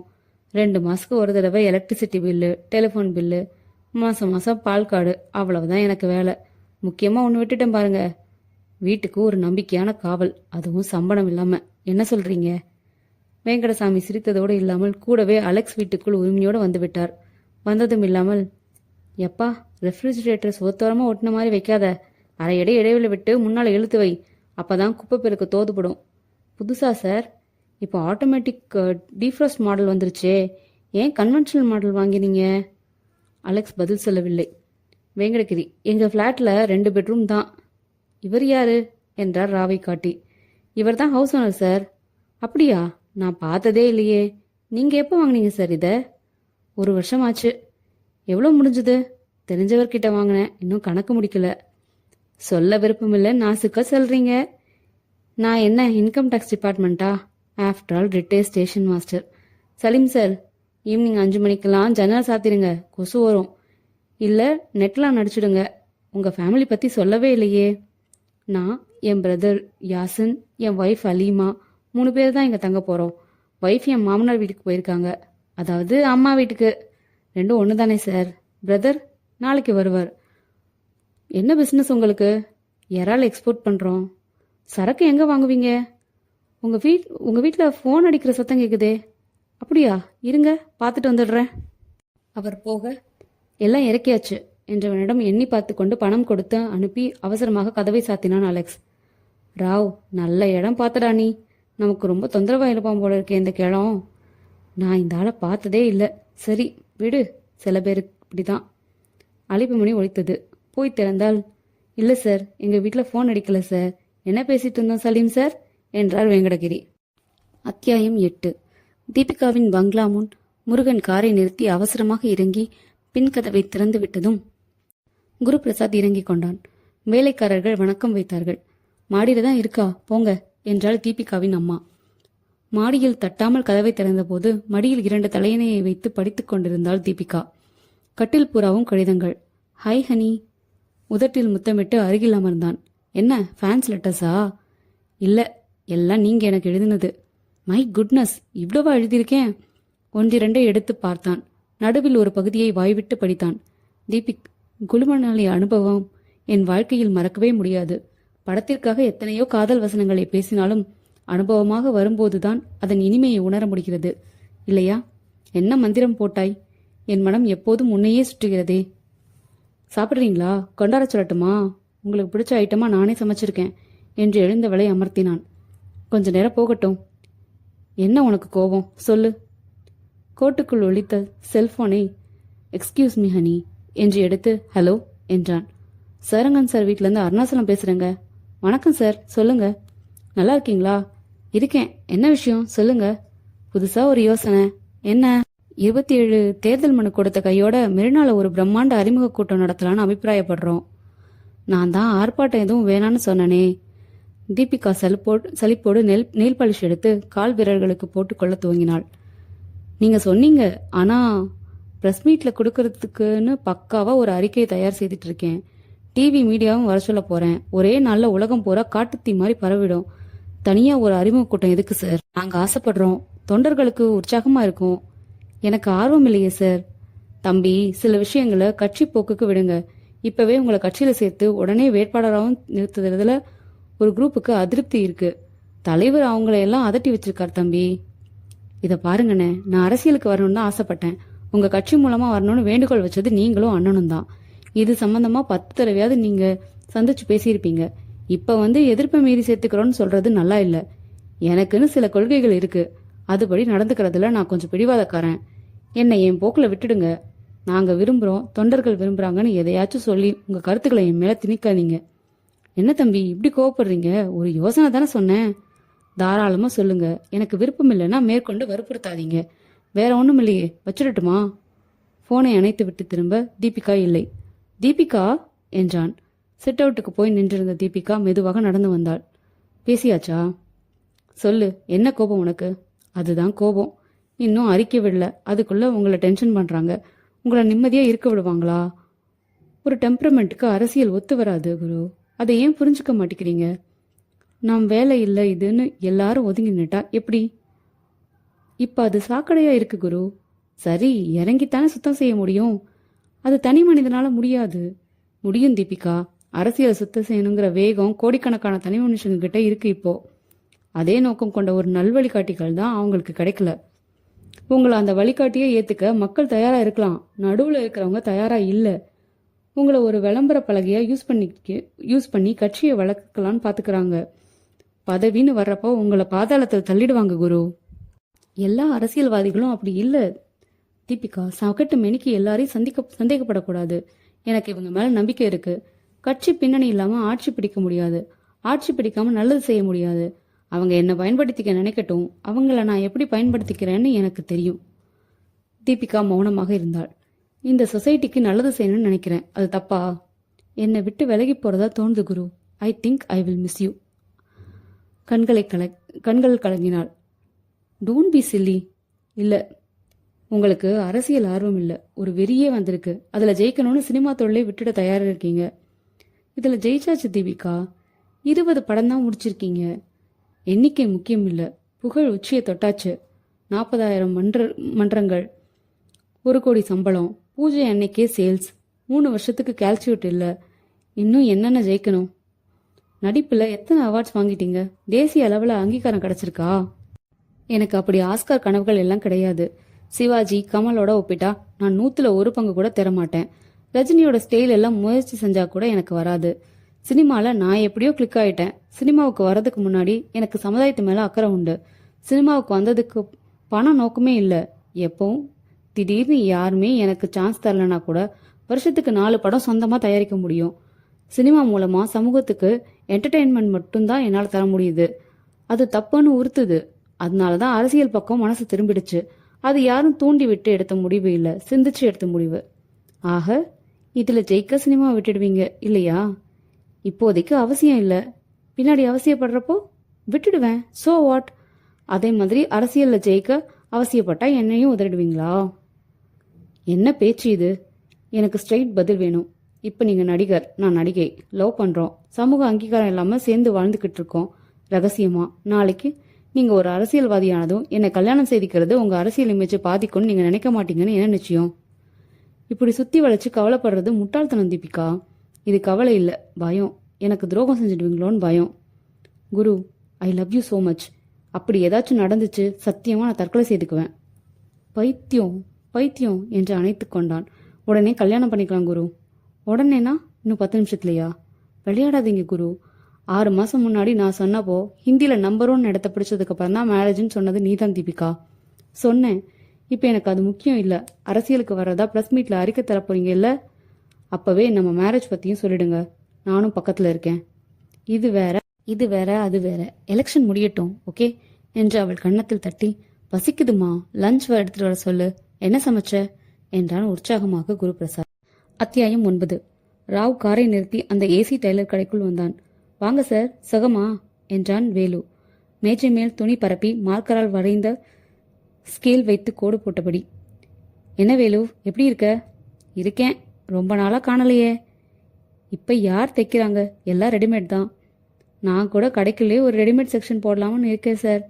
இப்ப ஸ்கீம் கூட போட்டிருக்கேன் சார். என்ன ஸ்கீம்? இதோ பாருங்க நோட்டீஸு. 5 பேண்ட் என்கிட்ட தைச்சா ஒரு பேண்ட்டுக்கு தையக்கூலி இலவசம், 5 சட்டை தைச்சா ஒரு சட்டை. இந்த ஸ்கீம் எங்கேயும் இருக்குது. ஏன் சார், பழைய வீட்டில் இப்போ யாரோ இருக்காங்களே, வீடு மாத்துறீங்களா? ஆமாம். இப்போ எங்க வீடு? சொல்கிறேன், எனக்கு ஒரு உதவி செய்யணுமே. என்ன சொல்லுங்க. நமக்கு தெரிஞ்ச பொண்ணு காலேஜில் படிக்குது, ட்ராமா போடுதான், முஸ்லீம் வேஷமா. அதுக்கு ஒரு பர்தா வேணும். இவ்வளோதானா? கோடம்பாக்கம் பாலம் இறங்கினதும் நான் அட்ரஸ் தரேன். பர்தா என்ன, ராஜா ராணி ட்ரெஸ்ஸு, கிரீடம், பிள்ளையார் மாஸ்க்கு, டொனால்ட் டக்குன்னு எக்கச்சக்க ஐட்டம் வாடகைக்கு விடுறான். எனக்கு வாடகைக்கு வேணாம் வேலு. அப்புறம் புதுசாக தச்சு தந்துடுறேன். ஒரு நாள் கூத்துக்கு போய் எதுக்கு சார் அனாவசியமாக செலவு செய்கிறீங்க? அதுவும் பர்தானா நிறைய துணி ஆகும். ஆகட்டும், அது பணக்கார வீட்டு பொண்ணு. யார் யாரோ யூஸ் பண்ண பழைய துணியெல்லாம் வாடகைக்கு எடுத்து தர்றது மரியாதை இல்லை. செலவை பற்றி கவலை இல்லைன்னா எனக்கு என்ன, தாராளமாக தச்சு தர்றேன். பொண்ணை கூட்டிட்டு வாங்க, அளவெடுத்தலாம். வரக்கார பொண்ணுன்னு சொன்னனே, இங்கெல்லாம் வராது. காரை விட்டு கீழே இறங்காத ஒரு ஜாதி. ஒரு 5 அடி இருக்கும், தச்சிடுங்க. அது சரி, ட்ராமா தானே, கரெக்ட் அளவு இல்லைன்னா என்ன? துணி எவ்வளோ வேணும்னு சொல்லட்டுமா? நீயே வாங்கி தச்சிடு. நாளைக்கு வேணும். இதில் 1000 ரூபாய் இருக்குது. காலையில் ரெடியாக இருக்கணும். இருக்குமா? செஞ்சிடலாம் சார். இப்போ என்ன பிஸ்னஸ் சார் பண்ணுறீங்க? பல பிஸ்னஸ். எதை சொல்கிறது? எனக்கு அவசரமாக போகணும். காலையில் பேசலாம், வர்றேன். ராவ் வந்து காரில் ஏறிக்கொண்டான். கிரண் அந்த சலூனில் நுழைந்து கண்ணாடிக்குள் பல கிரண்களை பார்த்தபடி நாற்காலியில் அமர்ந்தான். என்ன சார், ஷேவிங்கா? கட்டிங் லேசா ட்ரிம் பண்ணா போதுமா சார்? இல்லை, போலீஸ் கட்டிங் பண்ணுங்க. சார் நீங்க? சப் இன்ஸ்பெக்டர் வேலைக்கு ஆள் எடுக்கிறாங்களே, நானும் இப்போ அப்ளை செஞ்சுருக்கேன், அதான். Right sir. வெள்ளை துணி உதறி கிரணுக்கு போர்த்தி விட்டு டேபிள் பூஜாவா பூஜாவா என்று பாட்டு போட்டு கூடவே ஹம் செய்து கொண்டு கத்திரிக்கோளையும் சீப்பையும் எடுத்தான் அவன். அத்தியாயம் 10. தேதி 23. வட்ட கிரானைட் டைனிங் மேஜையின் உள்வட்டத்தை சுற்றி சாஸ் எடுத்து கட்லட் மேல் போட்டுக்கொள்ள பூரிகள் கொண்ட ஹாட் பேக்குடன் வந்தவன் பதறி, சார் நான் போடுறேன் என்றான். பரவாயில்ல என்று குருபிரசாத்தின் கவனம் தூரத்தில் போனில் பேசிக் கொண்டிருந்த பார்த்திபன் மேல் இருந்தது. பார்த்தி, யாரு? கட்சி சம்பந்தப்பட்டதா இருந்தா நான் பேசிக்கிறேன், கொண்டா என்று குரல் கொடுத்தான். ஒரு நிமிஷம் லைன்ல இருங்க சார் என்று போனுடன் வந்து, சாரங்கன் சாரோட பிஏ பத்ரி பேசுறார், சாப்பிட்டு பேசுங்களேன் என்றான். நீ கொண்டா என்று பிரிங்கி, சொல்லுங்க பத்ரி. ஐயா என்ன ஒரு அறிக்கை ரெடி செய்ய சொன்னார் சார், உங்ககிட்ட அதை பத்தி நேரில் கன்சல்ட் செய்யணும். என்ன அறிக்கை? ப்ரெஸ் மீட்ல நீங்க கொடுக்க போற அறிக்கை சார். புரியலையே, நான் கொடுக்க போற அறிக்கையை நீங்க எதுக்கு? ஐயா தான் உங்களுக்கு உதவியா இருக்கணும்னு சொன்னாரு. ரொம்ப தேங்க்ஸ் பத்ரி, அதை நானே பாத்துக்கிறேன்னு சொல்லிடுங்க. அப்படியா சார்? வேற எதுவும் இல்லையே? ரெடி பண்ணிட்டீங்களா சார்? நாளைக்கு ரெடி ஆயிடும். அப்போ ஒன்று செய்யுங்க, ரெடி செஞ்சதும் எனக்கு தகவல் கொடுத்தா நான் அதை ஐயா பார்வைக்கு செஞ்சு ஓகே வாங்கி கொடுத்துட்றேன். எதுக்கு ஓகே வாங்கணும்? நீங்க தனி மனுஷரா ஒரு நடிகரா என்ன வேணாலும் அறிக்கை விடலாம் சார். நம்ம கட்சிக்கு வரீங்க, கட்சிக்குன்னு சில கோட்பாடுகள் இருக்கு. உங்க அறிக்கையில கட்சியோட இமேஜ் பாதிக்கிற மாதிரி தப்பி தவறி ஒரு வார்த்தை கூட வந்துடக்கூடாது பாருங்க. அதெல்லாம் ஒரு பிரச்சனையும் இருக்காதுங்க. நான் உண்மையா என் மனசுக்கு என்ன தோணுதோ அதைத்தான் சொல்லுவேன். Correct sir. சில சமயம் உண்மைகளை சொல்றதே கூட ஒரு பாதிப்பு தானே. புரியலையே. தலைவர் சாரங்கன் பலமுறை என்னை சந்திச்சு தனது கட்சியில் சேர சொல்லி கோரிக்கை விடுத்தாருன்னு உங்க அறிக்கை வருதுன்னு வைங்க. இது உண்மைதான். ஆனா கட்சியை கூப்பிட்டு நீங்க வந்தீங்கன்றதை விட நீங்களா இந்த கட்சியை முடிவு செஞ்சு வந்தீங்கன்னு தெரிவிச்சா இமேஜ் மாறுதில்ல. ஒரே ஒரு வரியில பல அர்த்தங்கள் மாறும் சார். இதெல்லாம் உங்களுக்கு புதுசு, அதான் மலைச்சு போறீங்க. அறிக்கை ரெடியானதும் தகவல் தரீங்களா? சரி என்று டல்லாக வைத்தான். என்ன சார் என்றான் பார்த்திபன். சுயமா சுதந்திரமா செயல்பட விட மாட்டாங்க போலிருக்கே. பார்த்திபன் பதில் சொல்லாமல் சிரித்தான். சிரிச்சு வெறுப்பேத்தாத.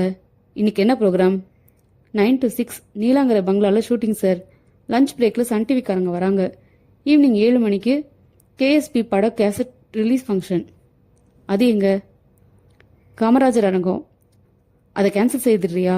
7 மணிக்கு தலைவர் சாரங்கன் கிட்ட ஒரு அப்பாயின்மெண்ட் ஃபிக்ஸ் பண்ணிடு. அவரை வீட்டில் போய் சந்திக்கிறேன். சில விஷயங்களை உடைச்சு பேசிடணும். ஆரம்பத்திலே கருத்து வேறுபாடு வர்றது நல்லதில்லை பார்த்திபன். பெப்சி படைப்பாளிகள் சங்கம் இணைஞ்சதுக்கு அப்புறம் நீங்க கலந்துக்கிற முதல் சினிமா விழா சார் இது. இதை கேன்சல் செஞ்சா அனாவசியத்துக்கு கெட்ட பேர் வரலாம்.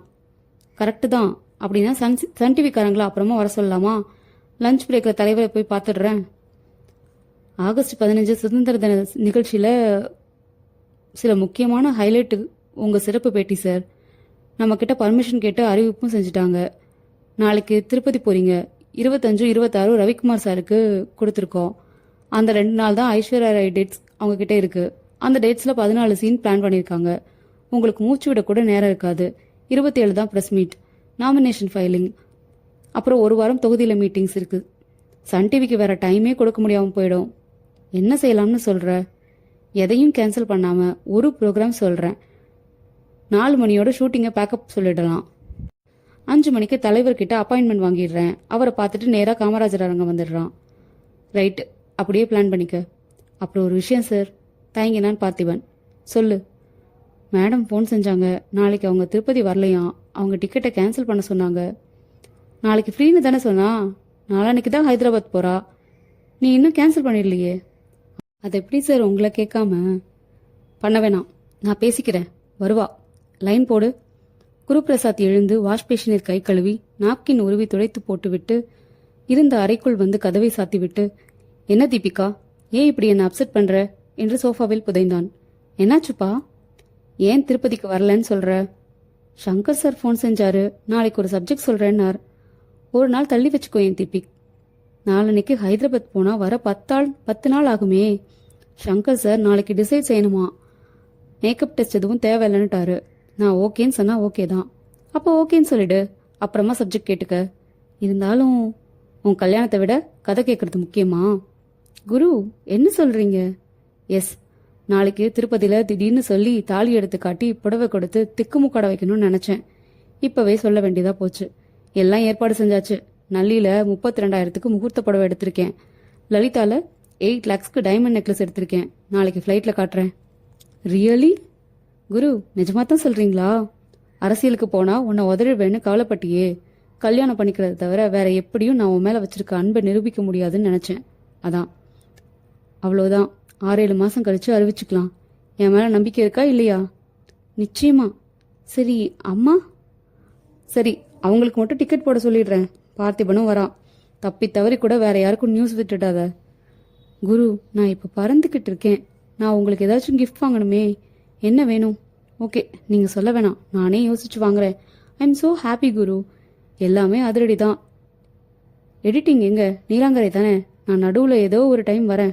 I want to look you, kiss you. சரி சரி என்று புன்னகைத்து வைத்தான். அத்தியாயம் 11. அலெக்ஸ் அந்த பிளாட்டின் ஏசி செய்யப்பட்டிருந்த படுக்கை அறைக்குள் ஆணிகளும் சுத்தியலும் எடுத்து வந்தான். அறையில் 2 ஜன்னல்கள், 2 கதவுகள்.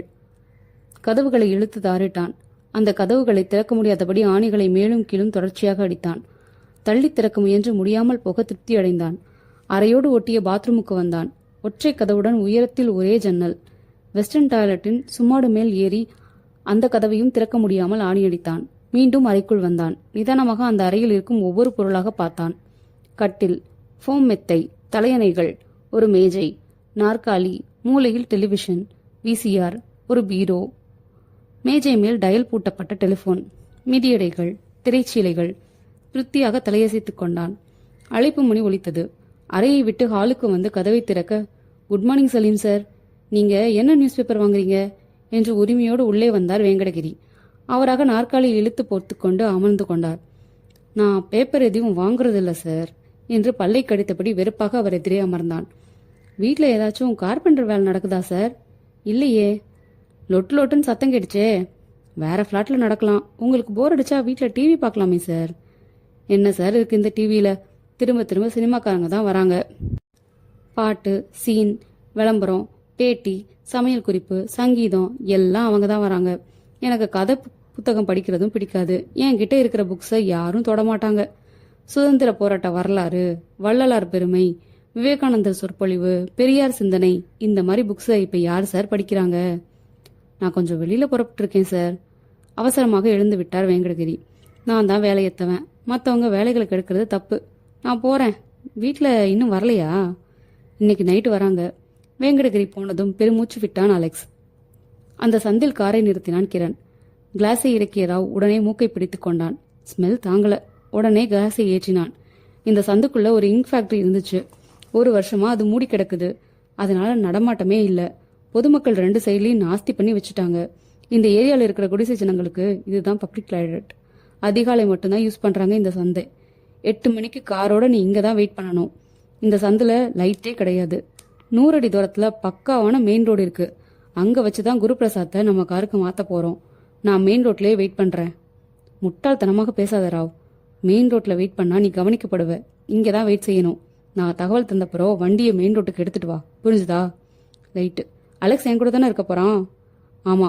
உனக்கு எதையும் 2 தடவை சொல்லணுமா? இதில் உன் பங்கு தான் அதிகம் கிரண். உன் பர்ஃபார்மன்ஸை குருபிரசாத் சந்தேகப்பட்டுட்டா டோட்டல் பிளானும் அவுட். சந்தேகப்பட அவகாசம் இல்லை ராவ். எனக்கு சைக்காலஜி தெரியும். எனக்கு ஒரு நம்பிக்கை இருக்கு. நம்ம பிளான்ல ஒரே ஒரு ரிஸ்க் தான் இருக்கு. என்ன? காமராஜர் அரங்கத்தில் நடக்கிற இந்த கேசட் ரிலீஸ் ஃபங்க்ஷனுக்கு அவன் கேன்சல் பண்ணாம வரணும். வராம போயிட்டா போச்சு. வரலன்னா நம்ம திட்டத்தை நாளைக்கு வச்சுக்க வேண்டியதுதான். நாளைக்கு திருப்பதி போறான். 25, 26 2 நாளும் பொது நிகழ்ச்சி எதுவுமே இல்லை. நமக்கு வேற சந்தர்ப்பமே கிடையாது. கேன்சல் ஆனதுன்னு நம்புவோம். முதல்ல இங்கேருந்து புறப்படுகிறேன். வாந்தி வருது என்றான் ராவ்.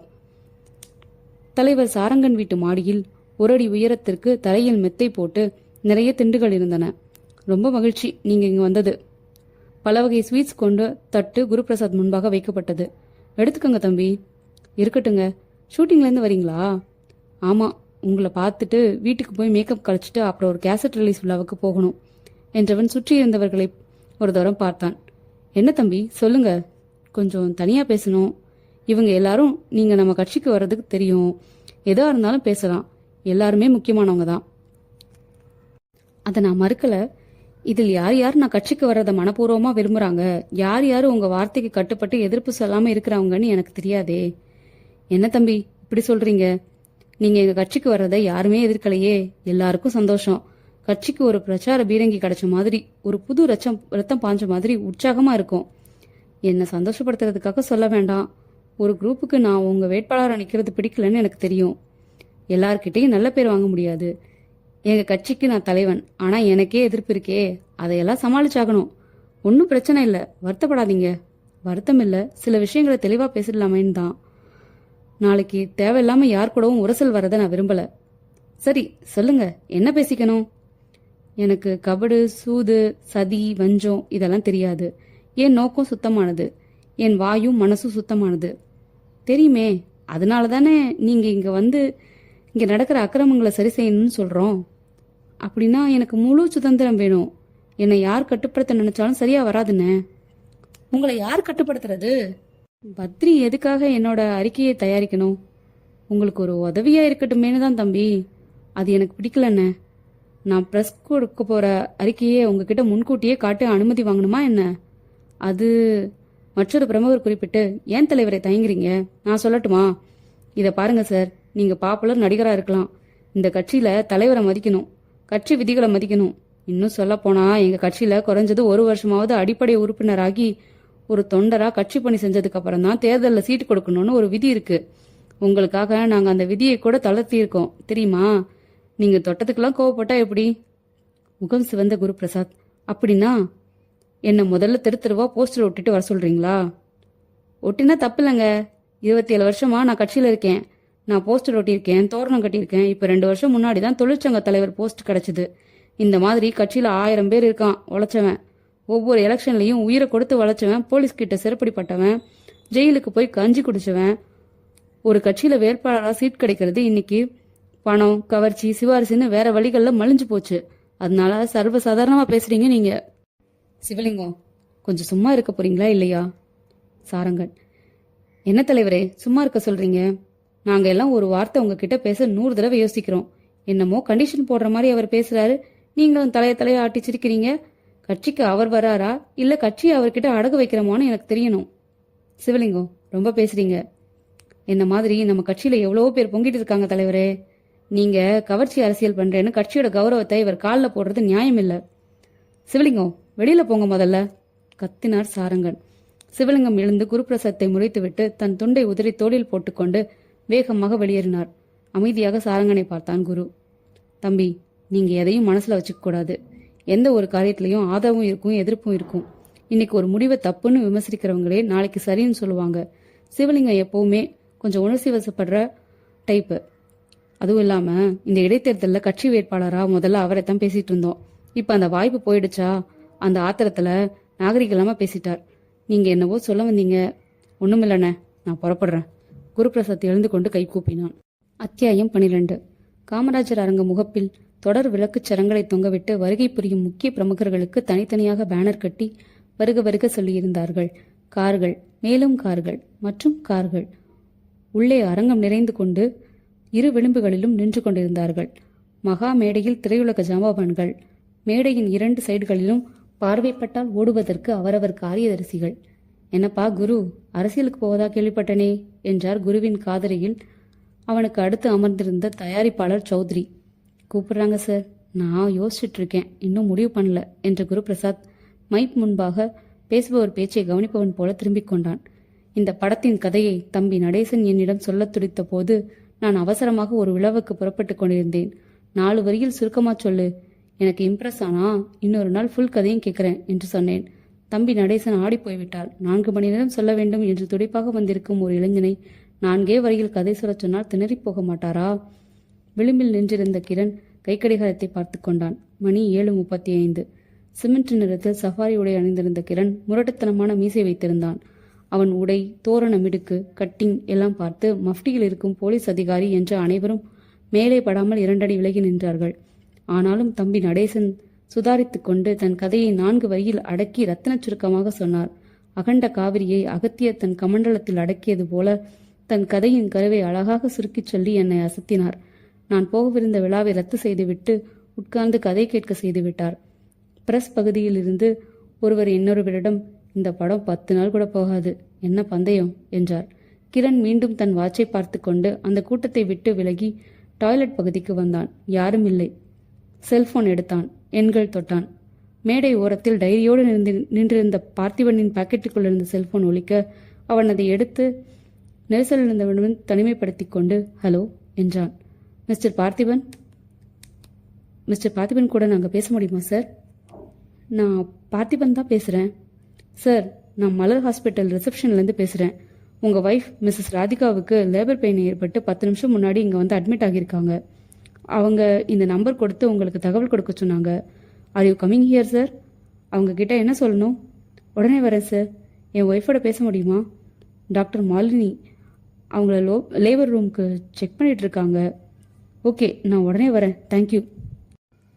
கிரண் மீண்டும் அரங்கத்துக்குள் வந்து மேடையில் குருபிரசாத்துக்கு பின்புறம் பவ்யமாய் வளைந்து நின்று பார்த்திபன் பேசுவதை கவனித்தான். பார்த்தி, நீ கார் எடுத்துட்டு போ, நான் இங்கே வேற யார் கார்லையாவது வீட்டுக்கு போய்க்கிறேன் என்றான் குரு. இல்லை வேணாம் சார், நான் ஆட்டோ பிடிச்சு போயிடுறேன், இந்தாங்க சார் என்று செல்போனை ஒப்படைத்தான். பணம் வேணுமா பார்த்தி? இப்போ உடனடியாக தேவைப்படாது சார், நாளைக்கு பார்த்துக்கலாம், நான் புறப்படுறேன் சார். முருகனை இங்கே வந்து நிற்க சொல்லட்டுமா? வேணாம், நீ புறப்படு, எனக்கு உடனே தகவல் சொல்லணும். சரி சார். பார்த்திபன் வேகமாக விலகி நடந்து வாசலுக்கு வந்து அத்தனை அவசரத்திலும் டிரைவர் முருகனிடம் ஆஸ்பத்திரி போவதை சொல்லிவிட்டு ஆட்டோ பிடித்து ஏறிச் செல்லும் வரை பார்த்து கொண்டிருந்த கிரண் மீண்டும் டாய்லெட் பகுதிக்குள் சென்றான். மீண்டும் செல்போன் எடுத்தான். மேடையில் செல் ஒலிக்க அவரவர் தம் போன்களை பார்த்து கொள்ள எக்ஸ்கியூஸ் மீ என்று குருபிரசாத் எழுந்து சென்று ஹலோ என்றான். என்னடா பேவானி, குருபிரசாத் உடம்பு எப்படிக்குது? உனக்கு ஏண்டா வேண்டாத வேலையெல்லாம்? இந்த பாரு, நீ மட்டும் எலெக்ஷனில் நின்னேன்னு வை, அப்பால மவனே உனக்கு சங்கூதிர வேண்டியதுதான். மன்றத்து பசங்க கருப்பு பேட்ச் குத்திக்கின்னு குய்யோ ஐயோன்னு அழுதாலும் உசுறு கிடைக்காது, புரியுதா? நான்சென்ஸ். யாரா நீ? சும்மா எகிராத கண்ணு. இப்பெல்லாம் அரிசி ரவா கணக்கில் சகஜமாக துப்பாக்கி கிடைக்குது. நானும் உன்னையே தான் ஃபாலோ பண்ணிக்கினுக்கிறேன். இப்போ கூட எங்கேருந்து பேசுகிறேன்னு தெரியுமா? இதே காமராஜ் அரங்கத்துலேருந்து தான் பேசுகிறேன். கை துப்பாக்கி வச்சுக்கின்னு இன்னொரு கையில் ஃபோனை பிடிச்சின்னு பேசி நிற்கிறேன். இன்ஃபோ டெக்னாலஜிலாம் எங்கே உதவுதுன்னு பார்த்தியா நைனா? இப்போ நீ என்ன சொல்கிற? நான் எலெக்ஷனில் நிற்க மாட்டேன்னு வார்த்தை கொடுக்குறியா, இல்லை இதே மேடையில் டொபுக்குன்னு உந்து சாவுறியா? விளாட்டில் கண்ணு நெசம்மா ராஸ்கல் என்று திட்டினாலும் குருபிரசாத் கட்சிஃப் எடுத்து தன் நச்சியை ஒற்றி கொண்டான். டென்ஷன் ஆயிட்டியா கண்ணு? சரி, மீட்டிங் முடியட்டும், பேசுகிறேன், ஒரு ஒப்பந்தத்துக்கு வரலாம் என்ன? கிரண் தொடர்பை துண்டித்தான். மீண்டும் அரங்கம் உள்ளே வந்து ஓரமாக கைகளை கட்டி கொண்டான்.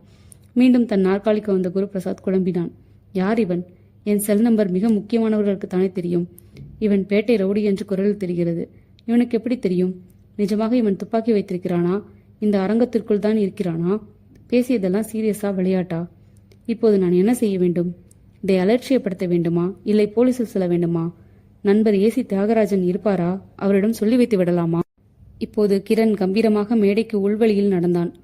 உள்வழி வாசலில் தடுத்தவனிடம் தன் அடையாள அட்டை காட்ட அவன் மரியாதையாக திறந்துவிட்டான். கிரண் மேடையில் நடந்து குருபிரசாத்தை அணுகி அவன் காதலிகள் குனிந்து எக்ஸ்கியூஸ் மீ சார், நான் கமிஷனர் ஆஃபீஸ்லேருந்து வரேன். Inspector Thirumoorthy AC Thiyagarajan sir என்னை அனுப்பி வச்சார். உங்களை கொலை செய்ய போகிறதா எவனோ ஒரு பைத்தியக்காரன் கொஞ்ச நேரம் முன்னாடி கமிஷனர் ஆஃபீஸுக்கு ஃபோன் செஞ்சான். அவனை ட்ரேஸ் பண்ணி 2 ஜீப் போயிருக்கு. இதை அலட்சியப்படுத்த வேணான்னு ஏசி சொல்ல சொன்னார்.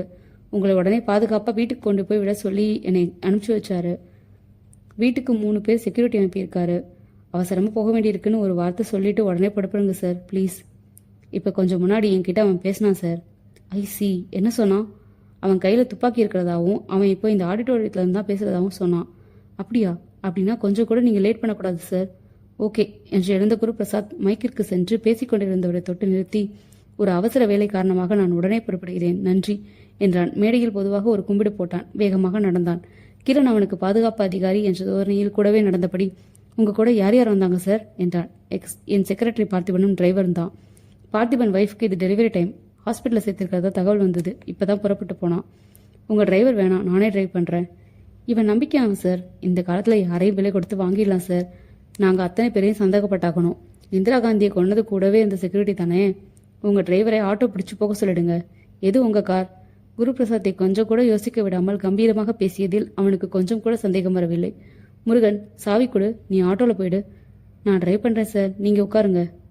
கிரண் சாவி வாங்கி பின்புறம் குருபிரசாத் உட்கார்ந்ததும் ஸ்டார்ட் செய்து புறப்பட்டான். அரங்கத்தின் உள் சாலையிலிருந்து கார் மெயின் ரோட்டில் கலந்ததும் பெருமூச்சு விட்டான் கிரண்.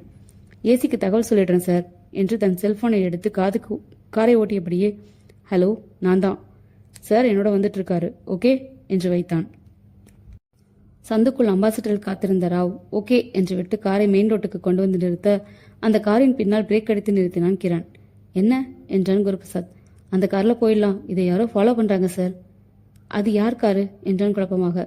கேள்வியெல்லாம் கேட்கக்கூடாது என்று திரும்பிய கிரண் கையில் ரிவால்வர் இருப்பதை பார்த்து அதிர்ச்சியில் உறைந்தான் குருபிரசாத்.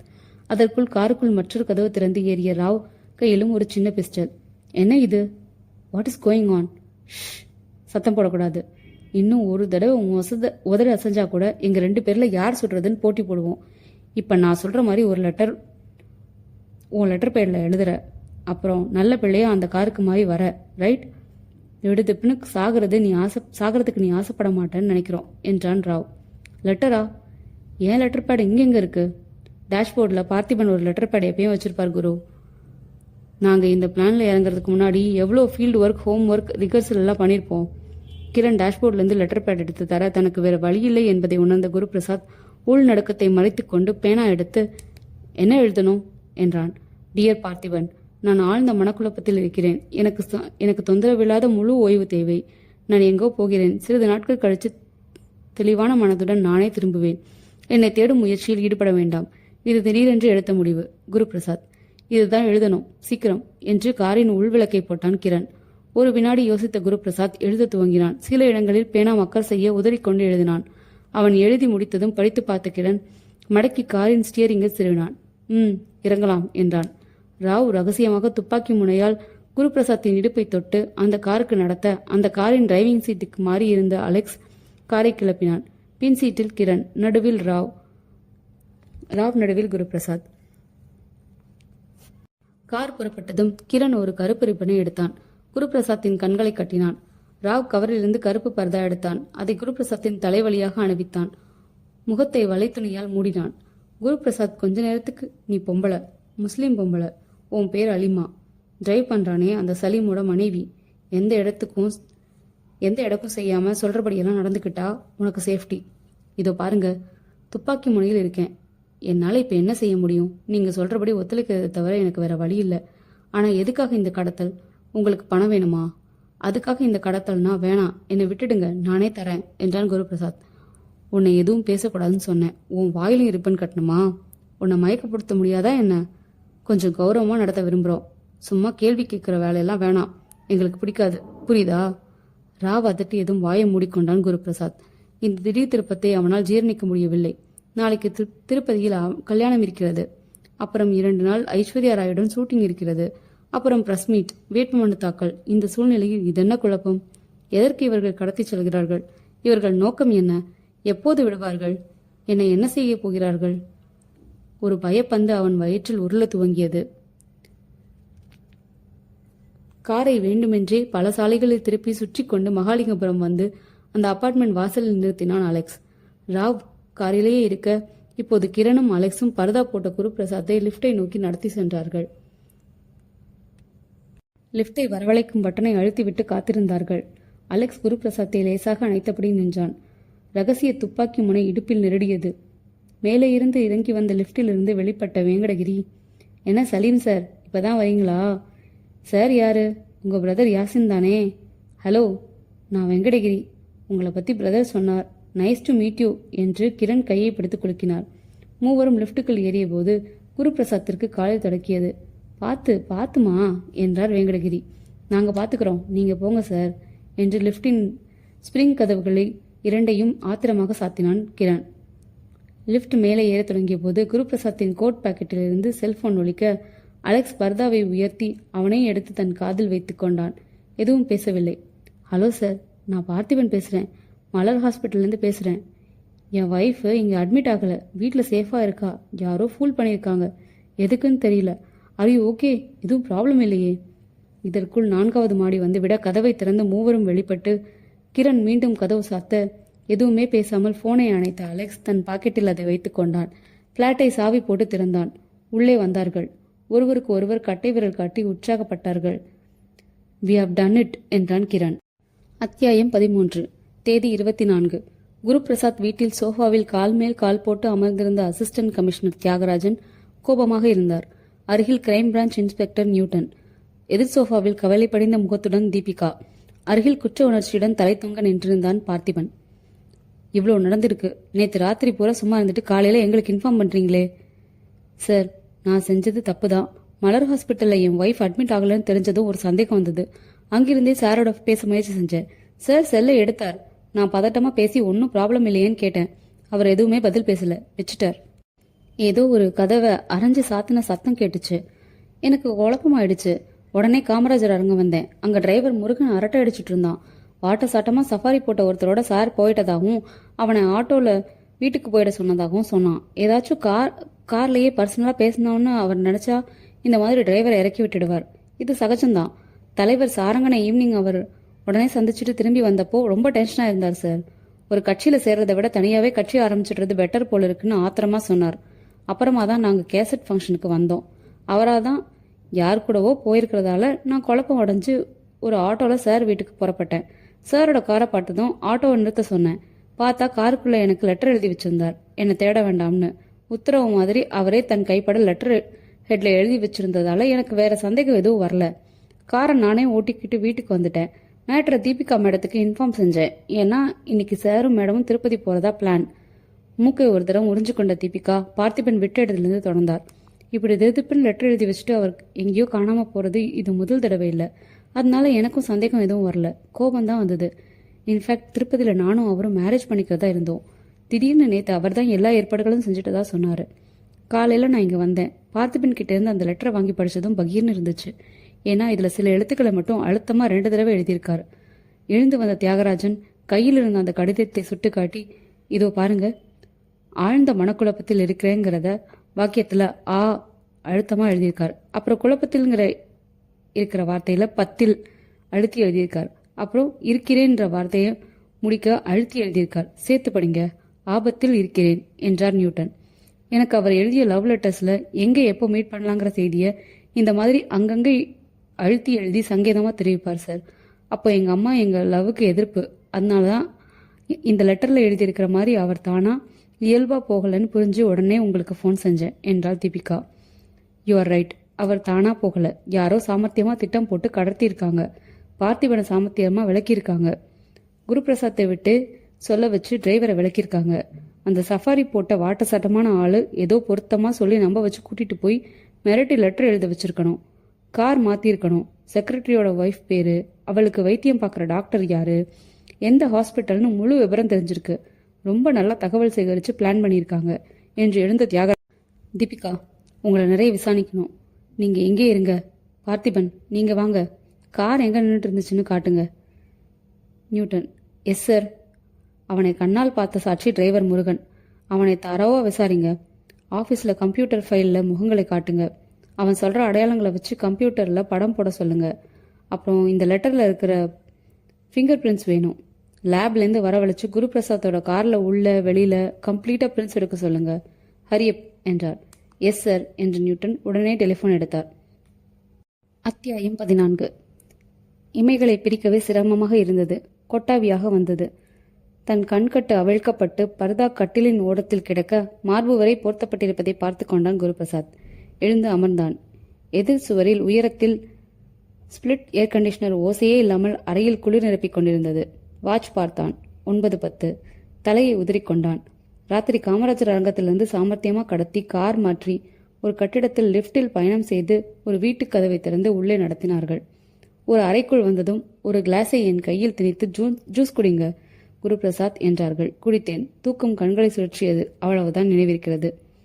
இது அந்த அறைதானா? இது என்ன இடம்? அவர்கள் எங்கே? அவசரமாக கட்டிலை விட்டு எழுந்தான். அறையின் வாசல் கதவை திறக்க முயன்று தோற்றான். வெளியே பூட்டியிருந்தார்கள்.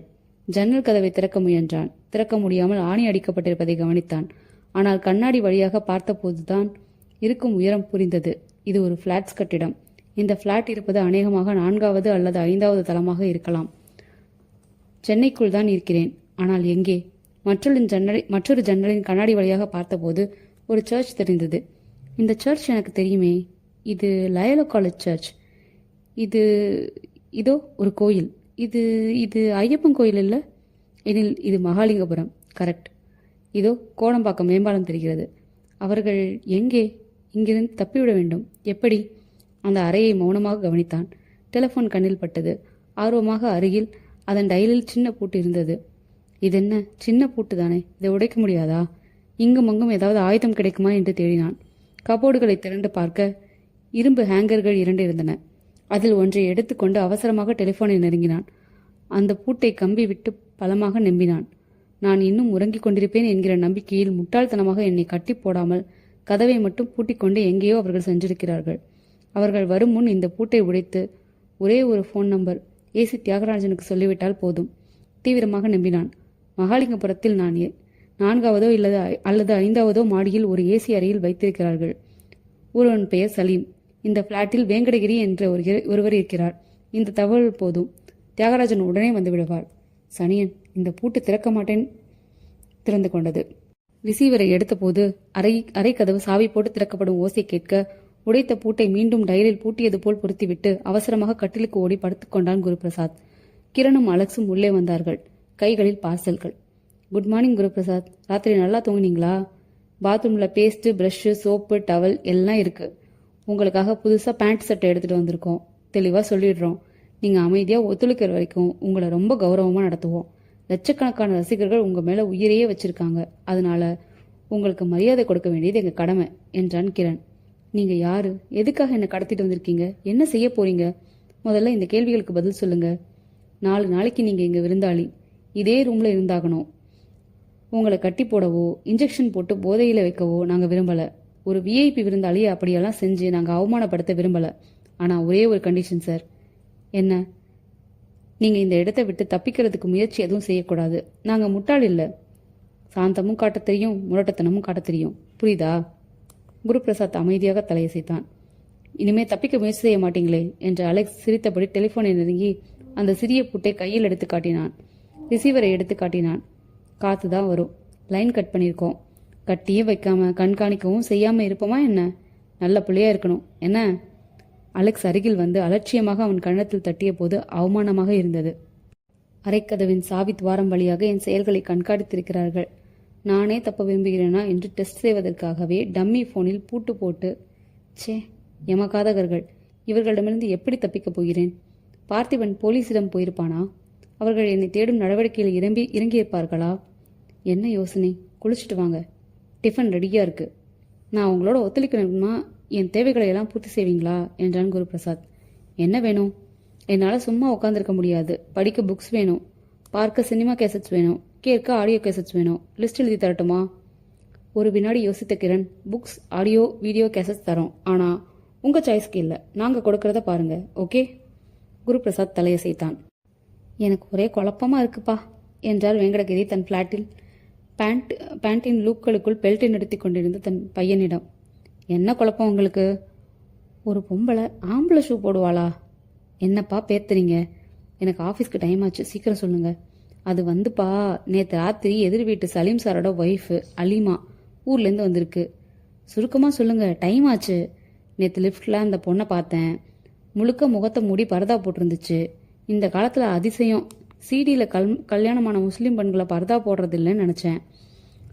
அப்பா, எனக்கு ஒரு இன்டர்வியூ இருக்குது. பரதா போட்டுக்கிறதும் போட்டுக்காததும் அவங்கவுங்க விருப்பம். என்ன மேட்டர்? அந்த பொண்ணு லிஃப்டில் ஏறினப்போ கால் இடர்னுச்சு. அப்போ கவனித்தேன்.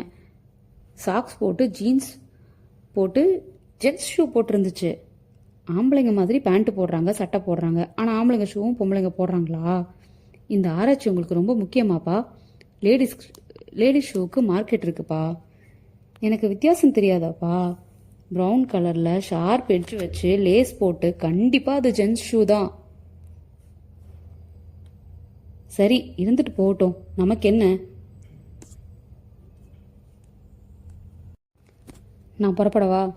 உன் பொண்டாட்டிக்கிட்ட சொன்னேன். அவளும் சரியாக காதில் வாங்கிக்காம அலட்சியமாக போயிட்டா. என் சந்தேகம் என்னன்னு புரிஞ்சுக்காம நீயும் நடந்துக்க பார்க்குறியே.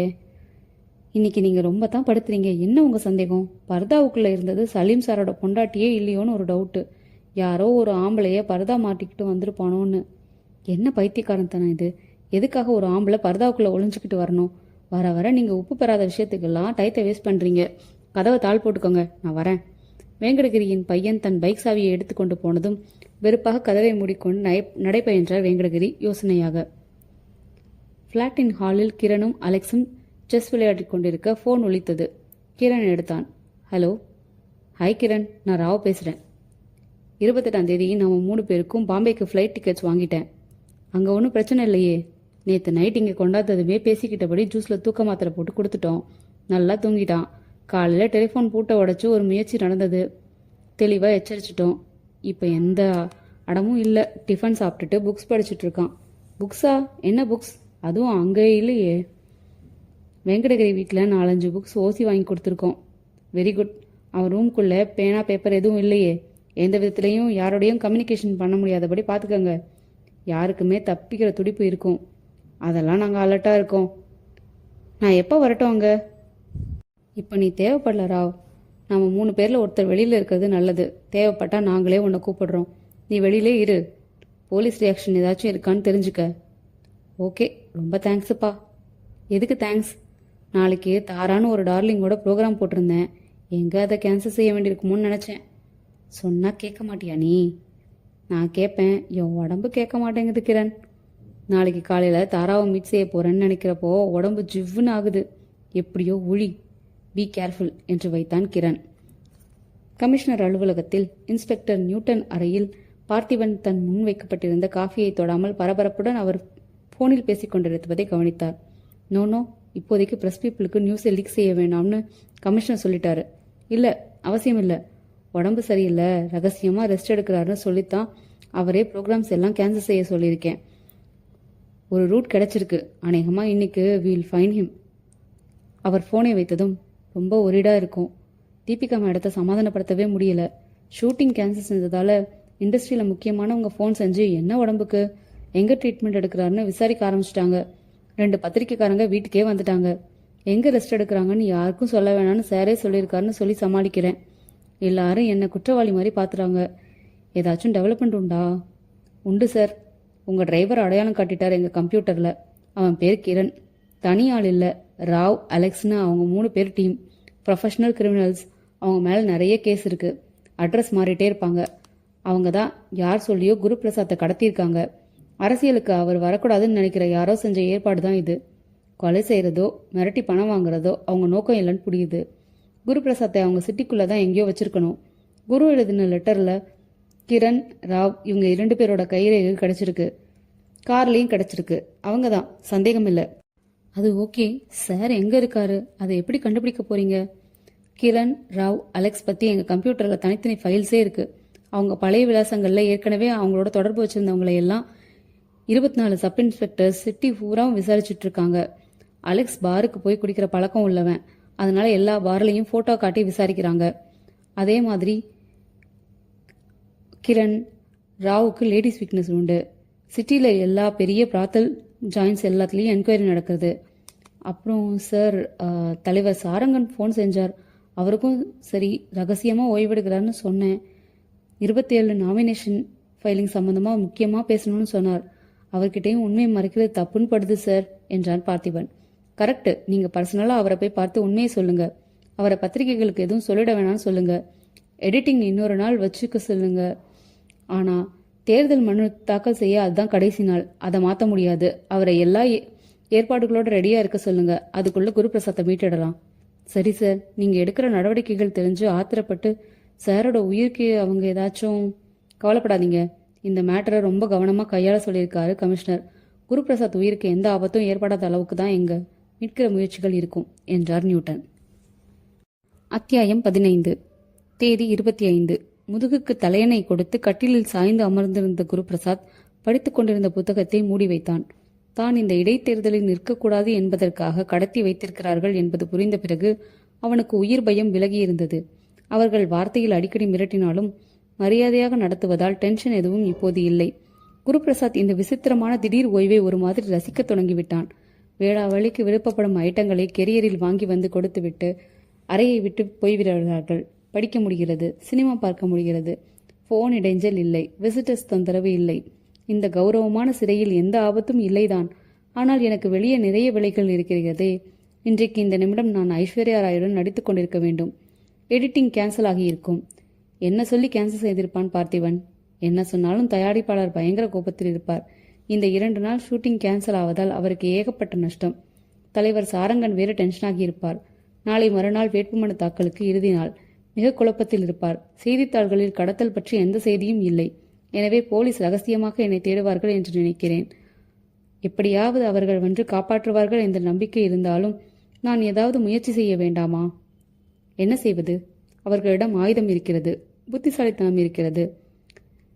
என் செல்போன், பேனா எல்லாம் எடுத்து விட்டார்கள்.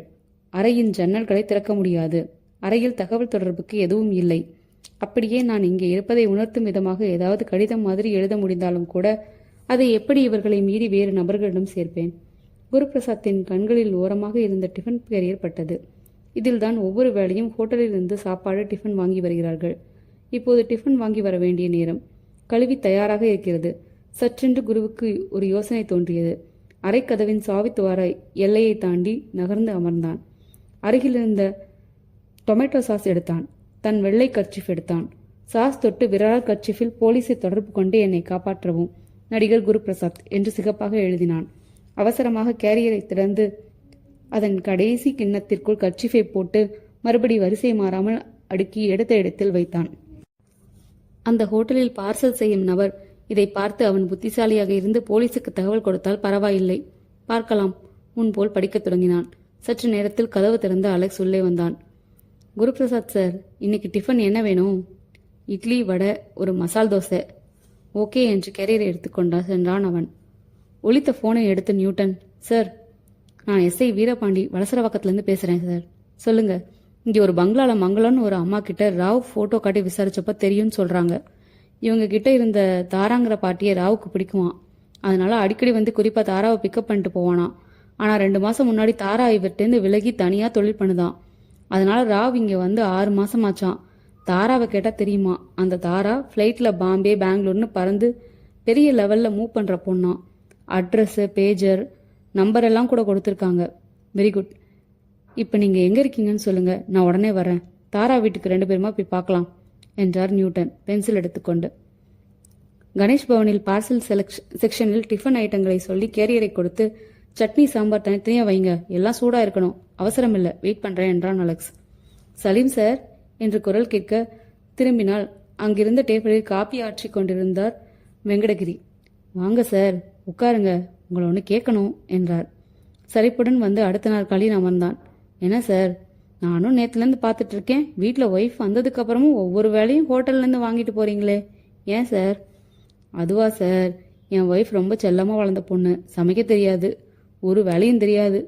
அடுத்த வாரம் என் மாமியார் வந்து 1 மாதம் தங்கியிருந்து எல்லாம் கற்றுத்தர போகிறாங்க. அது வரைக்கும் எல்லாருக்கும் ஹோட்டல் தான் சாப்பாடு. என் ஒய்ஃப் ஒரு உதவாக்கற சார். ஆனால் உங்கள் மத கலாச்சாரம் எல்லாம் கரெக்டாக பார்ப்பாங்கன்னு நினைக்கிறேன். சிட்டியில் யார் பரதா போடுறா? ஆமாம்மா, பழைய டைப்பு சார், மாற மாட்டேங்கிறா, ரொம்ப கூச்சம். பக்கத்து வீடுகளில் போய் பார்த்து பேசி பழகிக்கோன்னு சொன்னால் தயக்கம், போக மாட்டேங்கிறா. ஆனால் உங்கள் ஒய்ஃப் கிட்ட பாராட்ட வேண்டிய விஷயமும் இருக்குது. இந்த காலத்தில் பொண்ணுங்க சதா டிவி தானே பார்க்குறாங்க, யார் புத்தகம் படிக்கிறா? உங்கள் ஒய்ஃபுக்கு போர் அடிக்குதுன்னு என்கிட்ட புக்ஸ் வாங்கிட்டு போனீங்களே, போன வேகத்தில் எல்லா புக்கும் திரும்பி வந்துடும் நினச்சேன், வரலையே. உங்கள் ஒய்ஃபுக்கு நாட்டுப்பற்று அதிகம்னு நினைக்கிறேன். இல்லைன்னா தலைவர்கள் வாழ்க்கை வரலாறு படிக்க பொறுமை இருக்குமா? கரெக்டு சார் என்றவன் தன்னை நோக்கி பார்சல் ஆர்டர் கொடுத்த சப்ளையர் கேரியரோட வருவதை பார்த்ததும் எழுந்து கொண்டான். கொடுப்பா. சாரே, ഈ കാരിയറിൽ ഈ കർച്ചീഫ് ഉണ്ട്, இதில் ஏதோ உண்டு, ஞான் மலையாளம் மட்டும் அறியும், எந்த சாரே இது என்று அவன் நீட்டிய சாஸ் செய்தி சொன்ன கர்ச்சீஃபை வாங்கி பார்த்த அலெக்ஸ் பற்களை கடித்தான். என்ன இது என்றார் வெங்கடகிரி. ஒன்றும் இல்லை சார், கேரியரை தொடச்சிட்டு துணியை மறதியாக உள்ளே வச்சுட்டா என் அருமை பொண்டாட்டி, நான் வரேன் என்று வேகமாக நடந்தான் அலெக்ஸ். வெங்கடகிரி நடுமண்டையில் கீறிக்கொண்டார். அது கர்ச்சீஃப் அல்லவா? அது சிகப்பாக ஏதோ எழுத்துக்கள் தெரிந்ததே, அது துடைக்கிற துணி இல்லையோ என்னவோ. என்ன இது? மங்களம் கொடுத்த தாராவின் விலாசத்தில் வீடு பூட்டியிருக்க, அருகில் எஸ்டிடி பூத்திலிருந்து என்னை உடனே இந்த எண்ணை தொடர்பு கொள்ளவும் பிரகாஷ் என்று அந்த பூத் எண்ணை குறிப்பிட்டு தாராவுக்கு பேச்சு செய்தி கொடுத்துவிட்டு காத்திருந்தார் இன்ஸ்பெக்டர் நியூட்டன். தாராவின் பேச்சர் பீப் பீப் என்று ஒலித்த போது அவள் அந்த நட்சத்திர ஓட்டல் அறையின் குளியலறையிலிருந்து வெளிப்பட கட்டிலில் வெற்றுடம்புடன் சரிந்திருந்த ராவ் எடுத்து செய்தி பார்த்தான். யாருப்பா என்றவள் கண்ணாடியில் தன் உதட்டை மிக அருகில் பார்த்து தொட்டு, இன்னைக்கு நீ ரொம்ப தான் முரட்டுத்தனம் காட்டிட்ட, எரியுது என்றாள். யாரோ பிரகாஷ் நம்பர் கொடுத்து உடனே உன்னை காண்டாக்ட் பண்ண சொல்றான். 10 நிமிஷம் முன்னாடி இதை அடிச்சிருந்தா தூக்கி போட்டு உடைச்சிருப்பேன். இனிமே இதெல்லாம் என்கிட்ட வரப்ப எடுத்துட்டு வராத, இல்ல ஆஃப் பண்ணி வச்சுடு. சாரி டார்லிங் என்று பேச்சில் சேமிக்கப்பட்ட அந்த செய்தியை மீண்டும் ஓட்டி பார்த்த தாரா, பிரகாஷ் பேரு புதுசா இருக்கு, ஆனா என் பேஜர் நம்பர் ரொம்ப சின்ன வட்டத்துக்குள்ள தான் தெரியும். நீ கோபிச்சுக்கலன்னா நான் ஃபோன் பண்ணிக்கிறேன் ப்ளீஸ் என்றாள். சரி, எனக்கும் நிறைய வேலை இருக்கு, குளிச்சுட்டு ரூமை காலி செய்திடுவேன் என்று எழுந்தான் ராவ். தாரா ஃபோன் எடுத்தாள். Hello mister Prakash. ஸ்பீக்கிங். தாரா தானே என்றார் இங்கே நியூட்டன். யார் நீங்க? இந்த நம்பர் மங்களம் ஆண்டி கொடுத்தாங்க. வந்து சொல்லுங்க. You want my personal service? ஆமாம், உன்னை உடனே நேரில் பார்த்து ஒரு ப்ரோக்ராம் ஃபிக்ஸ் பண்ணணும். இப்போ எங்கேருந்து பேசுகிற தாரா? எங்கே வரட்டும்? ஹோட்டல் காவ்யா இன்டர்நேஷ்னல் தெரியுமா? அதோட ரிசப்ஷனில் வெயிட் பண்ணுறேன், வரீங்களா? என்ன அடையாளம் தெரியுமா? ஷுர், மங்களம் ஆண்டி ஃபோட்டோ கட்டினாங்க. சரி வாங்க பிரகாஷ், பேசிக்கலாம் என்று வைத்தாள். மஃப்டியில் இருந்த நியூட்டன் ஹோட்டலுக்கு காரில் புறப்பட்டார். தன் கன்னத்தில் விழுந்த அறையில் பொறி கலங்கினான் குருபிரசாத். அவன் முன்னால் அந்த கர்ச்சீஃபை நீட்டினான் அலெக்ஸ். என்ன விளையாட்டு காமிக்கிறியா? உன்னை கட்டி போடாமல் கௌரவம் நடத்தினதுக்கு எங்களுக்கு பாடம் கற்று தரியா? எச்சரிக்கிறேன், பேசாம இரு. இப்போ அரைஞ்சேன், இன்னொரு தடவை நீ ஏதாச்சும் முயற்சி செஞ்ச நிச்சயமாக உடம்பு ஊமையாயிடும். அப்புறம் வாழ்நாள் பூரா சக்கர நாற்காலில் நடமாடுற மாதிரி ஆயிடும், ஜாக்கிரதை. குருபிரசாத் மிரட்சியுடன் அவனையே பார்த்தான். ஹாய், நீதானே தாரா என்றார் நியூட்டன். ஹோட்டல் ரிசப்ஷன் சோஃபாவில் அமர்ந்து புத்தகம் பொருத்தி கொண்டது தாராவை நெருங்கி. யா பிரகாஷ் என்று சிரித்து கை குலுக்கினாள். பார்க்கிங்கில் கார் இருக்கு, காருக்குள்ளே உட்காந்து பேசலாம். இங்கே வேணாம், கம்மான் ப்ளீஸ். அம்பாசிடர் காருக்குள் தாரா ஏறியதும் உள்ளே தயாராக இருந்த எஸ்ஐ வீரபாண்டி அவள் கையால் விலங்குகளை மாட்டினாள். அவள் புரியாமல் விழிக்க நியூட்டன் முன்புறம் ஏறிக்கொண்டு, நான் போலீஸ் இன்ஸ்பெக்டர் தாரா, உன்னை விபச்சார குற்றத்தில் நாங்கள் கைது செய்யலை. ஒரு பெரிய கடத்தலுக்கு நீ உடந்தையா இருந்திருக்க, அதுக்காக என்றார். கடத்தலா? நோ. எஸ். இவனை தெரியுமா? புகைப்படம் காட்டி, ராவ் இவன் கூட்டாளிகளோட சேர்ந்து நடுகர் குருபிரசாத்தை கடத்தி தலைமறைவாக வச்சிருக்காங்க. இதில் உனக்கும் பங்கு இருக்குன்னு நாங்கள் சந்தேகப்படுறோம். எனக்கு எதுவும் தெரியாது சார், நான் குருபிரசாத்தோட ஃபேன் சார். அவரை போய் கடத்த நான் உதவுவேனா? அப்படியா? அப்போது ராவ் இப்போ எங்கே இருக்கான்னு தெரியுமா? அவன் அட்ரஸ் சொல்லு, விட்டுடுறோம். இல்லைன்னா உன்னையும் இந்த கேஸை சம்மந்தப்படுத்த வேண்டியிருக்கும். 4-5 வருஷம் உள்ளே போயிட்டு வரலாம், பரவாயில்லையா? சார், ராவ் எந்த அட்ரஸில் இருக்காருன்னு எனக்கு தெரியாது. எப்பவும் அவர் தான் என்னை காண்டாக்ட் பண்ணுவார், இடம் நேரம் சொல்லுவார், சந்திப்போம், சந்தோஷமாக இருப்போம். இப்போ இந்த ஹோட்டலுக்கு அவரை பார்க்க தான் வந்தேன். நம்பர் 309 4 மணி நேரமாக அவரோட தான் இருந்தேன். இப்போ தான் அவர் ரூமை காலி செஞ்சுட்டு அதோ பாருங்க கார் எடுக்கிறார் என்றாள் தாரா. சற்று தூரத்தில் தன் மாருதி ஜென்னில் ராவ் ஏறி புறப்பட டிரைவர் அந்த காரை விட்டுடாம ஃபாலோ செய், முந்த வேண்டாம் என்று நியூட்டன் உத்தரவிட்டதும் கார் புறப்பட்டது. ஒரு பாடலை விசில் செய்தபடி காரை ஓட்டிக்கொண்டிருந்த ராவ் ரியர்வியூ மிரரில் மறுபடி அந்த அம்பாசிடரை கவனித்தான். என்ன இது, இந்த கார்காரன் ஓவர்டேக் செய்யாமல் நான் எவ்வளோ மெதுவாக ஓட்டினாலும் என் பின்னாலேயே ரொம்ப நேரமாக தொடர்ந்து வருகிறானே. சட்டென்று நம்பர் பிளேட்டை பார்த்தான். பி என்று போட்டிருந்தது. ரியர்வியூ மிரர் வழியாக காருக்குள் உற்று கவனித்தார். பகீர் என்றது. பின்சீட்டில் இருப்பது தாராவா? இவர்கள் போலீஸா? ச்சே, போலீஸை ரொம்ப சாதாரணமாக எடை போட்டு விட்டோமே. இப்போது தப்பித்தாக வேண்டும். என்ன செய்யலாம்?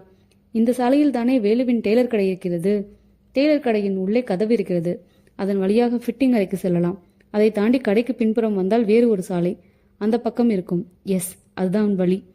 ராவ் டெய்லர் கடை வாசலில் காரை நிறுத்தி அவசரமாக இறங்கி கடைக்குள்ளே வந்தான். என்னப்பா வேலு, சௌக்கியமா? அர்ஜென்ட்டாக டாய்லெட் போகணும்ப்பா. பின்பக்கம் போங்க சார், ஒரு காமன் கக்கூஸ் இருக்கு. தேங்க்ஸ். கடைக்குள் உள்ளே கதவுகள் திறந்தது. பின்புறம் வந்து அந்த மற்றொரு சாலையில் ஆட்டோ நிறுத்தி ஏறிக்கொண்டான்.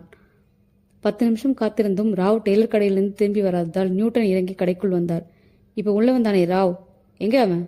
டாய்லெட் போயிருக்காரு சார். நீங்க யாரு? டாய்லெட் எங்க இருக்கு? பின்பக்கம் அந்த டாய்லெட் திறந்திருக்க அங்கே வேறு ஒரு சாலை இருப்பதை பார்த்த நியூட்டன் ராவ் தப்பித்து விட்டதை உணர்ந்தார். அந்த டெய்லரை பிடித்து கேள்வி மேல் கேள்வி கேட்க, சார் அவர் என் பழைய கஸ்டமரு, அடிக்கடி வீடு மாத்துவாரு. பழைய அட்ரஸ் வேணும்னா தரேன், ஆனா இப்ப அவர் அங்க தங்கல. எங்க இருக்காருன்னு தெரியாது. 4 நாள் முன்னாடி திடீர்னு வந்தாரு. ஒரு பர்தா தைக்கணும்னு கேட்டாரு. பர்தாவா என்றார் நியூட்டன். விவரம் சொன்னார் டெய்லர் வேலு. கொஞ்சமாவது அறிவு இருக்கா உனக்கு? ஃபோனில் கத்தினான் கிரண். சாரி கிரண், போலீஸ் என்னை வளர்ப்பாங்கன்னு நான் எதிர்பார்க்கவே இல்லை. எப்படியோ நான் சிக்காம தப்பிச்சிட்டேன். என் காரை அவங்க கைப்பற்றியிருப்பாங்க. ஆனால் வண்டி என் பேரில் இல்லை. அதை வச்சு என்னை நெருங்க முடியாது. இப்போ நான் என்ன செய்யட்டும்? அங்கே வரட்டுமா என்றான் மறுமுனையில் ராவ். மறுபடி ஒரு முட்டாள்தனம் செய்யாத. நீ உடனடியாக பாம்பே போயிடு. எந்த மார்க்கத்திலேயாவது போயிடு. கையில் பணம் இருக்கா? 25,000 இருக்கு. போதும், நீ போயிடு. பாம்பேலேருந்து தகவல் கொடு. டிராவல்ஸில் உன் டிக்கெட்டை கேன்சல் பண்ணிடு. இந்த ப்ராஜெக்ட் முடிஞ்சதும் நாங்கள் வந்து ஜாயின் பண்ணிக்கிறோம். புரியுதா? ரைட்டு. சாரி, நான் சொதப்பிட்டேன். அங்கே எதுவும் பிரச்சனை இல்லையே? நாங்கள் எதுவும் சொதப்பலை. ஃபோனை வை என்றான் ஆத்திரமாக கிரண். அத்தியாயம் 16. தேதி 26. தலைவர் சாரங்கன் தன் எதிரில் நின்ற பார்த்திபனை ரொம்ப நேரம் அமைதியாக பார்த்து கொண்டிருந்தார். என்ன சொல்றார் ஏசி? நெருங்கிட்டு இருக்காங்களாம். இன்னைக்குள்ள கண்டிப்பாக மீட்டிடுவாங்களாம். ரொம்ப டென்ஷன் ஆயிடுச்சே தம்பி. எல்லா கட்சிகளும் வேட்புமனு தாக்கல் செஞ்சாச்சு. நாளைக்கு கடைசி நாள். நாளைக்கு மாலை 5 மணிக்குள்ள குருபிரசாத் வந்தாதான் மனு தாக்கல் செய்ய முடியும். காலையில் உங்கள் வீட்டில் ஏற்பாடு செஞ்சிருந்த ப்ரெஸ் மீட்டை என்ன செய்ய போறீங்க? நான் கேன்சல் செய்யலை சார். எனக்கு என்னமோ போலீஸ் மேலே நம்பிக்கை இருக்குது. அதனால நாளைக்கு ப்ரெஸ் மீட் உண்டுன்னு எல்லா ரிப்போர்ட்டர்ஸுக்கும் டிவிக்காரர்களுக்கும் நான் ஃபோன் பண்ணி கன்ஃபார்ம் பண்ணிட்டு இருக்கேன். பார்க்கலாம் என்று பெருமூச்சு விட்டார். ஏசி தியாகராஜன் நியூட்டனை கோபமாக பார்த்தார். உங்கள் கண்ணு முன்னாடி காரை நிறுத்திட்டு டிமிக்கி கொடுத்துட்டு போயிருக்கான். அவன் பேர் தெரியும், ஃபோட்டோ இருக்கு. இன்னும் அவனை உங்களால் பிடிக்க முடியல. சென்னையோட எல்லா எல்லைகள்லையும் எல்லா மார்க்கத்துலையும் ராவை பிடிக்க ஏற்பாடு செய்திருக்கேன். மாட்டிடுவான் சார். குருபிரசாத் கடத்தப்பட்டு இன்னைக்கு 3வது நாள். இன்னும் விஷயம் மீடியா பீப்புளுக்கு தெரியாது. தெரிஞ்சது மன்றத்துக்காரங்க லாரி ஊர் ஊராக போய் புறப்பட்டு வந்து நம்ம ஆஃபீஸில் கல்லெறிவாங்க சார். அவர் ஒரு விஐபி நடிகர். லேட் ஆகுற தப்பு. எங்களால் முடிஞ்ச எல்லா ரூட்ஸ்லையும் செயல்பட்டுக்கிட்டு தான் சார் இருக்கோம். டெய்லர் அந்த ராவுக்கு பர்தா ஏதோ தச்சு கொடுத்துருக்கான். அதை வச்சு ஏதாச்சும் லீடு கிடைக்குதா அதை வச்சு ஏதாவது லீடு கிடைக்குதா, போக முடியுதா? அவனுக்கு முஸ்லீம் பொண்ணு யாராவது? அப்படி இல்லை சார். குருபிரசாத் எல்லாருக்கும் தெரிஞ்ச முகம். அவரை பப்ளிக்காக கடத்தி கொண்டு போயிருக்காங்க. பொதுமக்கள் பார்வையில் சந்தேகம் வராமல் இருக்க குருபிரசாத்துக்கு பர்தா போட்டு கூட்டிட்டு போயிருக்கலான்னு நான் யூகம் செய்கிறேன். யூகம் எல்லாம் நல்லா தான் இருக்கு. இப்போ குருபிரசாத்தை அவனுங்க எங்கே வச்சிருக்காங்கன்னு ஒரு சின்ன ஹிண்ட் கூட தெரியலையே. கமான், ஏதாச்சும் பண்ணுங்க. தலைவர் சாரங்கன் ஃபோன் செஞ்சு நான் ஏதோ என் வீட்டில் ஒழிச்சு வச்சிருக்கிற மாதிரி கடுமையாக திட்டுறார் என்றார் ஏசி. ஒலித்த ஃபோனை எடுத்தார் நியூட்டன். சார், நான் பார்த்திபன் பேசுகிறேன். சொல்லுங்க. என்னாச்சு சார்? பல கோணங்களில் கிட்டத்தட்ட 120 ஆஃபீஸர்ஸ் சிட்டி பூரா இறங்கிட்டு இருக்காங்க. எங்களுக்கு எந்த நிமிஷமும் ஒரு சின்ன க்ளூ கிடைச்சிடும். நம்பிக்கையாக தான் இருக்கோம் சார். அவரை கடத்தின அன்னைக்கு நான் மலர் ஹாஸ்பிட்டல்லேருந்து அவரோட செல்லுக்கு பேச முயற்சி செஞ்சப்போ அவர் எதுவுமே பேசலை. அப்போ ஒரு கதவு சாத்திர சத்தம் மட்டும் கேட்டுச்சுன்னு சொன்னேன்ல. ஆமாம். ரொம்ப யோசிச்சப்போ அது ஒரு கொலாப்சிபிள் ஸ்ப்ரிங் கேட் மூடுற சத்தம்னு தோணுச்சு சார். மடார்னு கேட்டது. சில லிஃப்ட்டுகளில் இந்த ஒயிட் சிஸ்டம் இருக்கும் சார். இதை உங்ககிட்ட சொல்லிடலான்னு தோணுச்சு. தேங்க்ஸுங்க. இந்த தகவல் எந்த அளவுக்கு உதவுன்னு புரியல. எனவே உங்கள் ஈடுபாட்டுக்கு தேங்க்ஸ் என்று வைத்தார் நியூட்டன். லாக்அப் கதவை திறந்து உள்ளே வந்தார் நியூட்டன். களைத்து போய் உட்கார்ந்து இருந்த தாரா நிமிர்ந்து பார்த்தாள். என்னம்மா, ராவை பற்றி இன்னும் ஏதாவது தகவல் மனசுக்கு வந்துச்சா? இப்போ சொல்றியா? சார், நான் ராவோட கூட்டாளி இல்லை. அவர் என் ரெகுலர் கஸ்டமர்களில் ஒருத்தர். எங்களுக்குள்ள வேற எந்த பழக்கமும் இல்லை. அவரை பற்றி எனக்கு தெரிஞ்சதை எல்லாம் சொல்லிட்டேன். இப்போ ராவ் எங்கே இருப்பான்னு மட்டும் சொல்ல மாட்டேங்கிறியே? எனக்கு தெரியாதே சார். நம்ப முடியலையே. ஒரு ரெகுலர் கஸ்டமர்னு சொல்கிற அவரை நீ எப்படி காண்டாக்ட் பண்ணுவேன்னு சொல்ல மாட்டேங்கிறியே? நான் எப்பவும் காண்டாக்ட் செய்ய மாட்டேன்னு சொன்னால் நம்ப மாட்டேங்கிறீங்களே. சரி, நம்புகிறேன். ராவ் அநேகமாக இங்கே இருக்கலான்னு ஒரு யூகமாவது சொல்லு. தாரா தன் நெற்றியை தட்டி, நல்லா மாட்டினேன் பாருங்க சார். போன தடவை ராவ் என்ன பர்மனண்ட்டாக வச்சுக்கிறேன்னு சொன்னார். நான் அங்கே மாட்டேன்னு. அப்போ மகாலிங்கபுரத்தில் ஒரு புது ஃப்ளாட் வாங்கி போட்டிருக்கேன். அங்கே உன்னை குடி வைக்கட்டுமான்னு கேட்டார். இந்த தகவல்கள் உங்களுக்கு உதவுமா சார் என்றாள். நியூட்டனின் விழிகள் விரிந்தன. உடனே கண்ட்ரோல் அறைக்கு வந்ததும் ஃபீல்டிங்கில் இருக்கும் தன் டீமுக்கு உத்தரவிட்டார். மகாலிங்கபுரம் ஏரியாவில் இருக்கிற ஃப்ளாட் சிஸ்டம் கட்டிடத்துக்கு எல்லாம் விசிட் பண்ணுங்க. எதில் லிஃப்ட் கொலாப்சிபிள் கேட் போட்டிருக்காங்கன்னு பாருங்க. அந்த மாதிரி அப்பார்ட்மெண்ட்ஸ் ஏதாவது பார்த்தா அதோட வாட்ச்மேன் கிட்ட 23ஆம் தேதி ராத்திரி பர்தா போட்ட பொண்ணை யாராவது அங்கே கூட்டிகிட்டு வந்தாங்களா, லிஃப்டில் போனாங்களான்னு கேளுங்க. பாசிட்டிவ் ரிப்ளை கிடைச்சா ஃபர்தராக நீங்கள் ப்ரொசீட் பண்ண வேணாம், எனக்கு தகவல் தாங்க என்ற செய்தி வயர்லெஸில் பறந்தது. உன் பேர் என்ன என்றார் நியூட்டன். பாண்டியன் சார் என்றார் வாட்ச்மேன். உங்கள் பில்டிங்கில் பர்தா போட்ட பொண்ணை அழைச்சிட்டு வந்ததை பார்த்ததா நீ தான் சொன்னியா எங்கள் ஆஃபீஸர்கிட்ட? ஆமாம் சார். யார் அழைச்சிட்டு வந்தது? சலீம் சாரும் அவர் பிரதர் யாசின் சாரும். யார் அவங்க? புதுசாக குடி வந்திருக்காங்க. இறால் export sir. Salim sir wife தான் சார் அது. அப்படியா?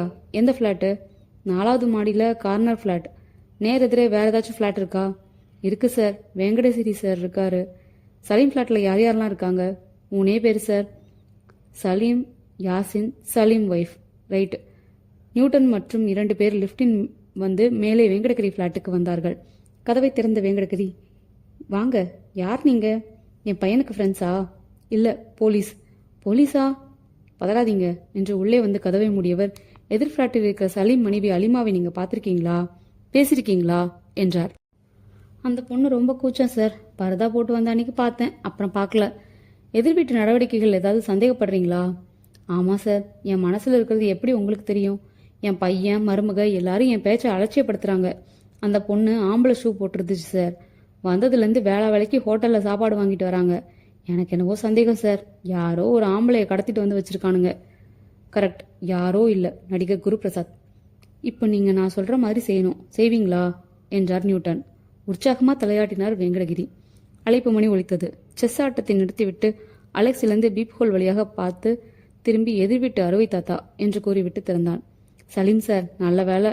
உங்கள் பிரதரும் இருக்காரா? ஒரு நிமிஷம், 2 பேரும் எங்கள் வீட்டுக்கு வர முடியுமா? ஒரு பீரோவை நகர்த்தணும். ஒண்டியாலாம் முடியல. ரொம்ப தொந்தரவு கொடுக்குறேனா? பரவாயில்ல என்று இயல்பாக இருவரும் எதிர் ஃபிளாட் வந்தார்கள். இந்த பீரோ தான் என்று ஒரு அறைக்குள் அழைத்துச் சென்றார் வெங்கடகிரி. உள்ளே கதவுக்கு பின்னால் காத்திருந்த 2 அதிகாரிகள் துப்பாக்கி நீட்டி அவர்களை மடக்க அதிர்ந்தார்கள். நியூட்டன் எதிர் ஃபிளாட் வந்து அந்த தனியறையின் கதவை உடைத்து உள்ளே வர படித்து கொண்டிருந்த குருபிரசாத் எழுந்தார்.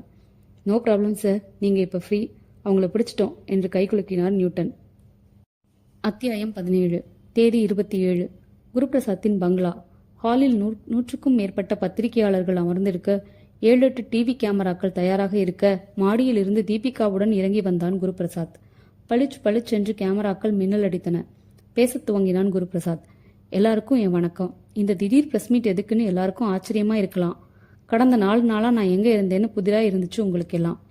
உண்மை என்னன்னா, என்னை சில பேர் கடத்திட்டு போய் ஒரு ரூம்ல வச்சுட்டாங்க. ரசிகர்களுக்கு தெரிஞ்சா ஒரே பதட்டமாயிடும்னு உங்களுக்கு தகவல் தெரிவிக்காம சாமர்த்தியமா செயல்பட்டு என்னை மீட்ட தமிழ்நாடு அரசு காவல்துறைக்கு என் நன்றி. தீபிகாவுக்கும் எனக்கும் தொடர்புன்னு அப்பப்ப கிசுகிசு வரும். இப்போ அதுக்கு முற்றுப்புள்ளி வைக்கிறேன். எங்களுக்குள்ள இருக்கிறது காதல். நாங்க சீக்கிரம் கல்யாணம் செய்துக்க போறோம். அடுத்து நான் அரசியல்ல இறங்குறது தொடர்பா ஒரு முக்கிய செய்தி இன்னைக்கு சொல்றதா இருந்தேன். ஒரு கட்சியில சேர்ந்து அதோட வேட்பாளரா இன்னைக்கு தேர்தல் மனு கொடுக்கற ப்ரோக்ராம் முதல்ல இருந்துச்சு. இப்ப எனக்கு அந்த ஐடியா இல்ல. பார்த்திபனும் தீபிகாவும் ஆச்சரியமாக பார்த்தார்கள்.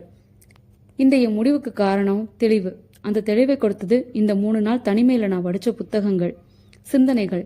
பெரியார் வாழ்க்கை வரலாறு, மகாத்மா காந்தி வாழ்க்கை வரலாறு, அன்னை தெரசா வாழ்க்கை வரலாறு, விவேகானந்தர் வாழ்க்கை வரலாறு. இதெல்லாம் நான் படிச்ச புத்தகங்கள். இவங்களை பத்தி இதுவரைக்கும் மேலோட்டமான தகவல்கள் தான் எனக்கு தெரியும். இந்த புக்கில் தான் அவங்கள முழுமையா தெரிஞ்சுக்கிட்டேன். இவங்க எல்லாருமே இந்த சமுதாயத்துல அக்கறை வச்சு ஒரு நல்ல நோக்கம் வச்சு போராடினவங்க. இவங்களை வெறுக்கிற நபர்களே கிடையாது. ஒட்டுமொத்தமான மக்கள் அன்பு இவங்களுக்கு கிடைச்சது. அதை பயன்படுத்த நினைச்சிருந்தா இவங்க அரசியல்ல பெரிய பெரிய பதவிகள்ல உட்கார்ந்துருக்கலாம். மகாத்மா பிரதமராயிருக்க முடியாதா? பெரியார் முதலமைச்சராயிருக்க முடியாதா? ஏன் அவங்க அரசியலுக்கு வரல? அரசியல்ல பதவி வகிக்காம சமூகத்துக்கு நல்லது செய்யணும்னு அவங்க நம்பினாங்க. இப்போ அந்த நம்பிக்கை எனக்கும் வந்துடுச்சு. இன்னைக்கு சூழ்நிலையில நிறைய தகுடுதத்தை செஞ்சாதான் அரசியல் நடத்த முடியும்னு என் குணத்துக்கு அது ஒத்து வராதுன்னு உள்ளே நிலையறதுக்கு முன்னாடியே புரிஞ்சுக்கிட்டேன். அதனால அழுத்தமா சொல்றேன், நான் அரசியலுக்கு வரப்போதில்ல. ஆனா இந்த சமுதாயத்துக்கு என் பங்கை தீவிரமா அளிக்க போறேன். கல்வி அடிப்படையான தேவை. அதில் நாம இன்னும் எட்ட வேண்டியவை நிறைய. பல அறக்கட்டளைகள் துவங்கி பள்ளிகள், கல்லூரிகள் இலவசமா நடத்த போறேன். என் சமுதாய பணி இதுல இருந்து துவங்கும்.